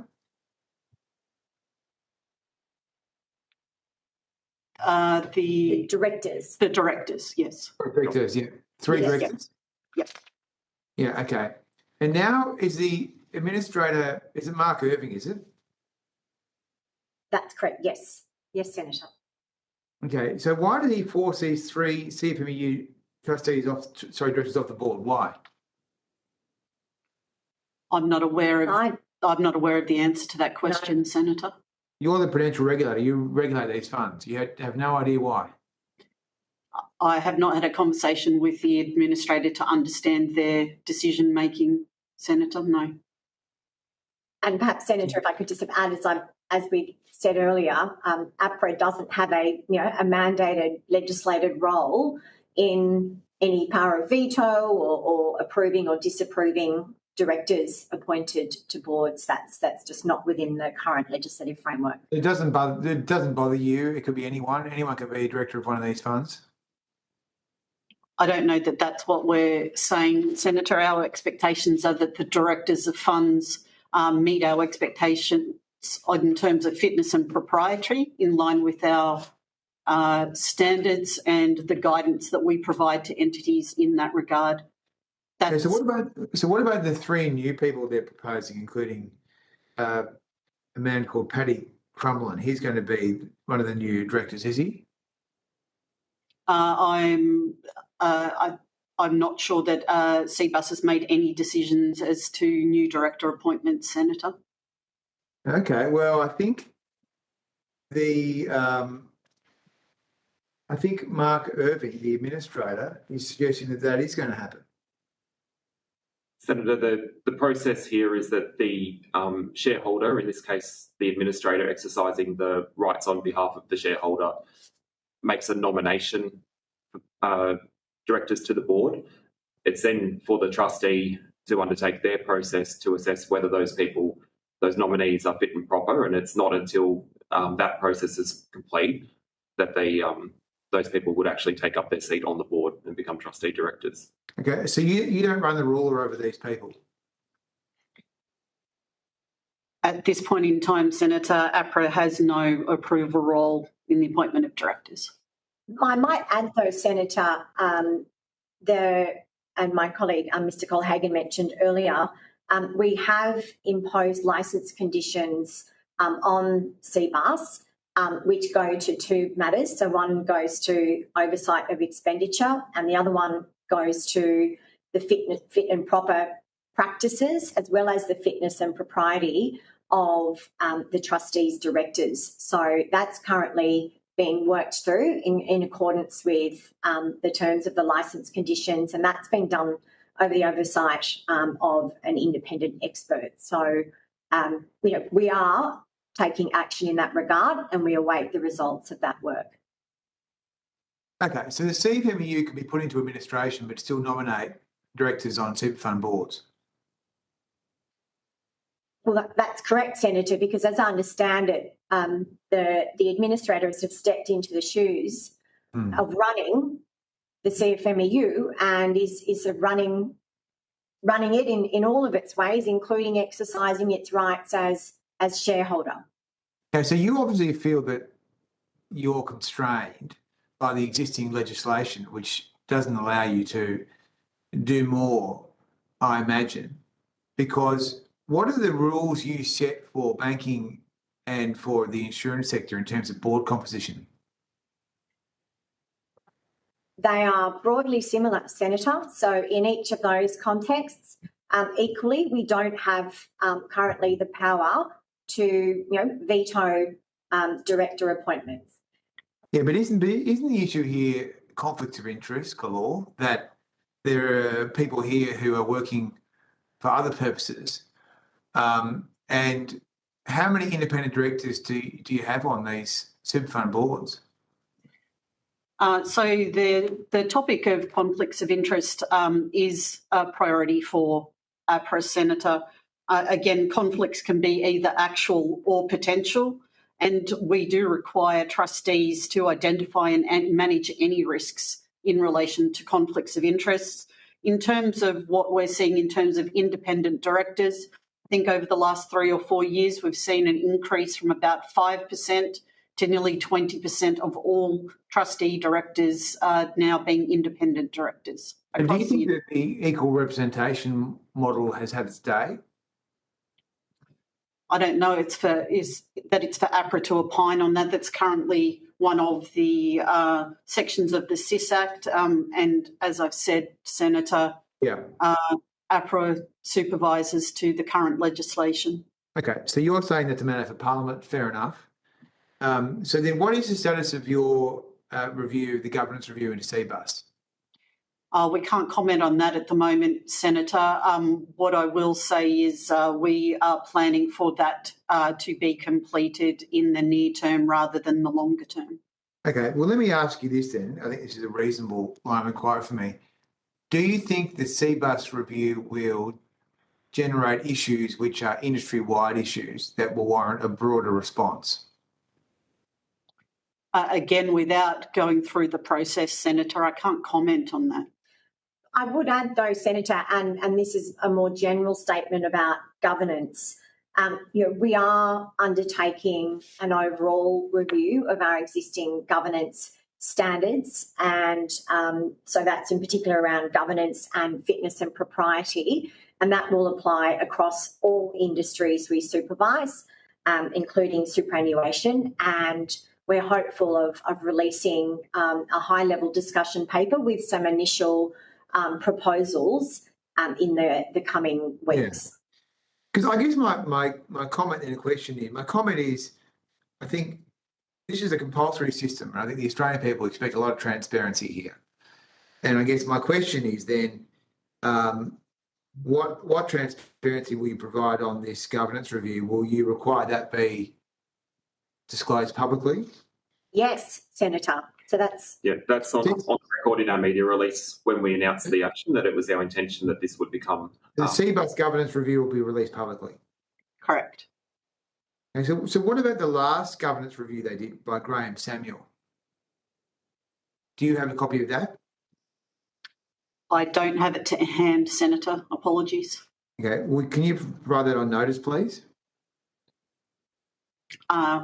We can take it on notice. I believe we've responded to a previous question and relates to that.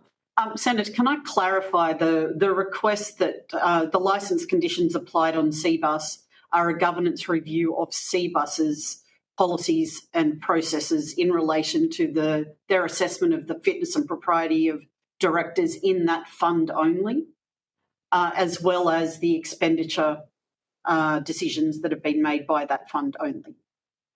I want to ask you about the BusQ fund.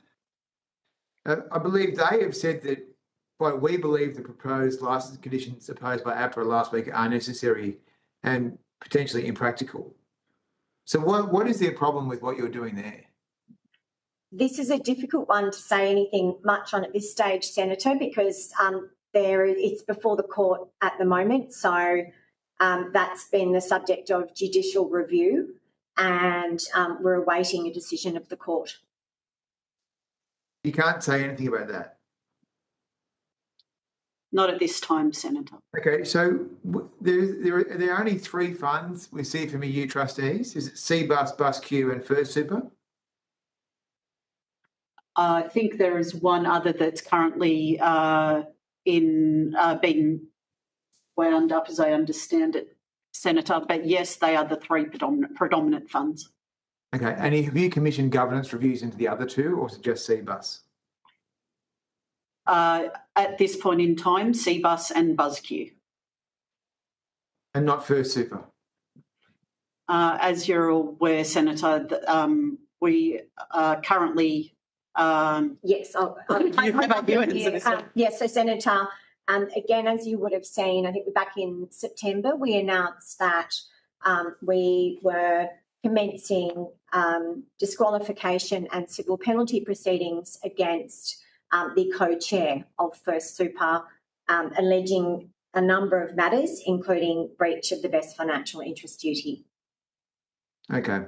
Just finally then, have you had any engagement with Housing Australia in relation to the agenda that some super funds have to invest into Australian housing? I can confirm that I have met with Housing Australia, Senator, but not in the context that you've described. Okay, what did you meet with them about? I met with them to understand the details of the HAF and what kind of funding instruments they would be providing. Okay. Well, just finally then, I just want to clarify something because I think it's important for the public record. So in relation to the governance issues that are facing the super funds and the Cbus fund in particular, the report that you commissioned will only look at Cbus's governance. Is that right? Correct. So in terms of the broader position on the quality of the existing governance regime for super, which is out of line with banking and insurance sectors, which you also regulate, where do those issues currently sit? So as my colleague mentioned, Senator, we have very similar standards and expectations of all regulated entities in the financial services sector. No, you have fundamentally different board composition rules for super funds compared to the others. Well, yes, insofar as obviously, Senator, as we've been talking about earlier, there's the equal representation rules, which are hard baked into the SIS Act. But beyond that, the work that we're doing, as I mentioned earlier, around a quite significant review of all of our governance standards that apply to each of our regulated sectors, including superannuation, is very much in train. So this is very much a priority for us, Senator. So what's the output of the work? The prudential standards we said have to operate within the context of the law. I understand that, but you don't sit in Parliament and you don't get to change the SIS Act. So that's where a lot of people would say is the problem, right? I don't expect you to give an opinion on that in this hearing, but I'm trying to understand what is the outworking of your work on broader super fund governance? Well, I probably won't preempt too much of the detail, Senator, because it will be released in the coming weeks. But we will look at matters such as independence, tenure, fitness and propriety, and other important matters are going to appropriate sort of skills and experience. So we are very focused on ensuring that directors on APRA-regulated entity boards are the appropriate people to be in role, and doing what we can with our standards to seek to enable that to happen. Senator, I might add that is regardless as to the nature of fund construct. So those governance expectations will apply regardless of where trustees source their directors. And will part of that work be advice to government? No, Senator. It's in the context of our own prudential framework. So our looking to overhaul existing prudential standards and guidance. Has APRA given the executive government, the treasurer, or the assistant treasurer, or their officers any advice on the ongoing viability and sustainability of equal representation? Not to my knowledge, Senator. However, I am happy to take the question on notice. Please do. I'm conscious we've taken you over time today, and you've been very generous in answering our questions. So we thank you very much for your time. And that does conclude today's hearing. Thank you to all the witnesses who appeared and to Hansard Broadcasting for their assistance. The committee has agreed that responses to questions on notice should be provided by Thursday, 28 November 2023. The committee stands adjourned. Thank you.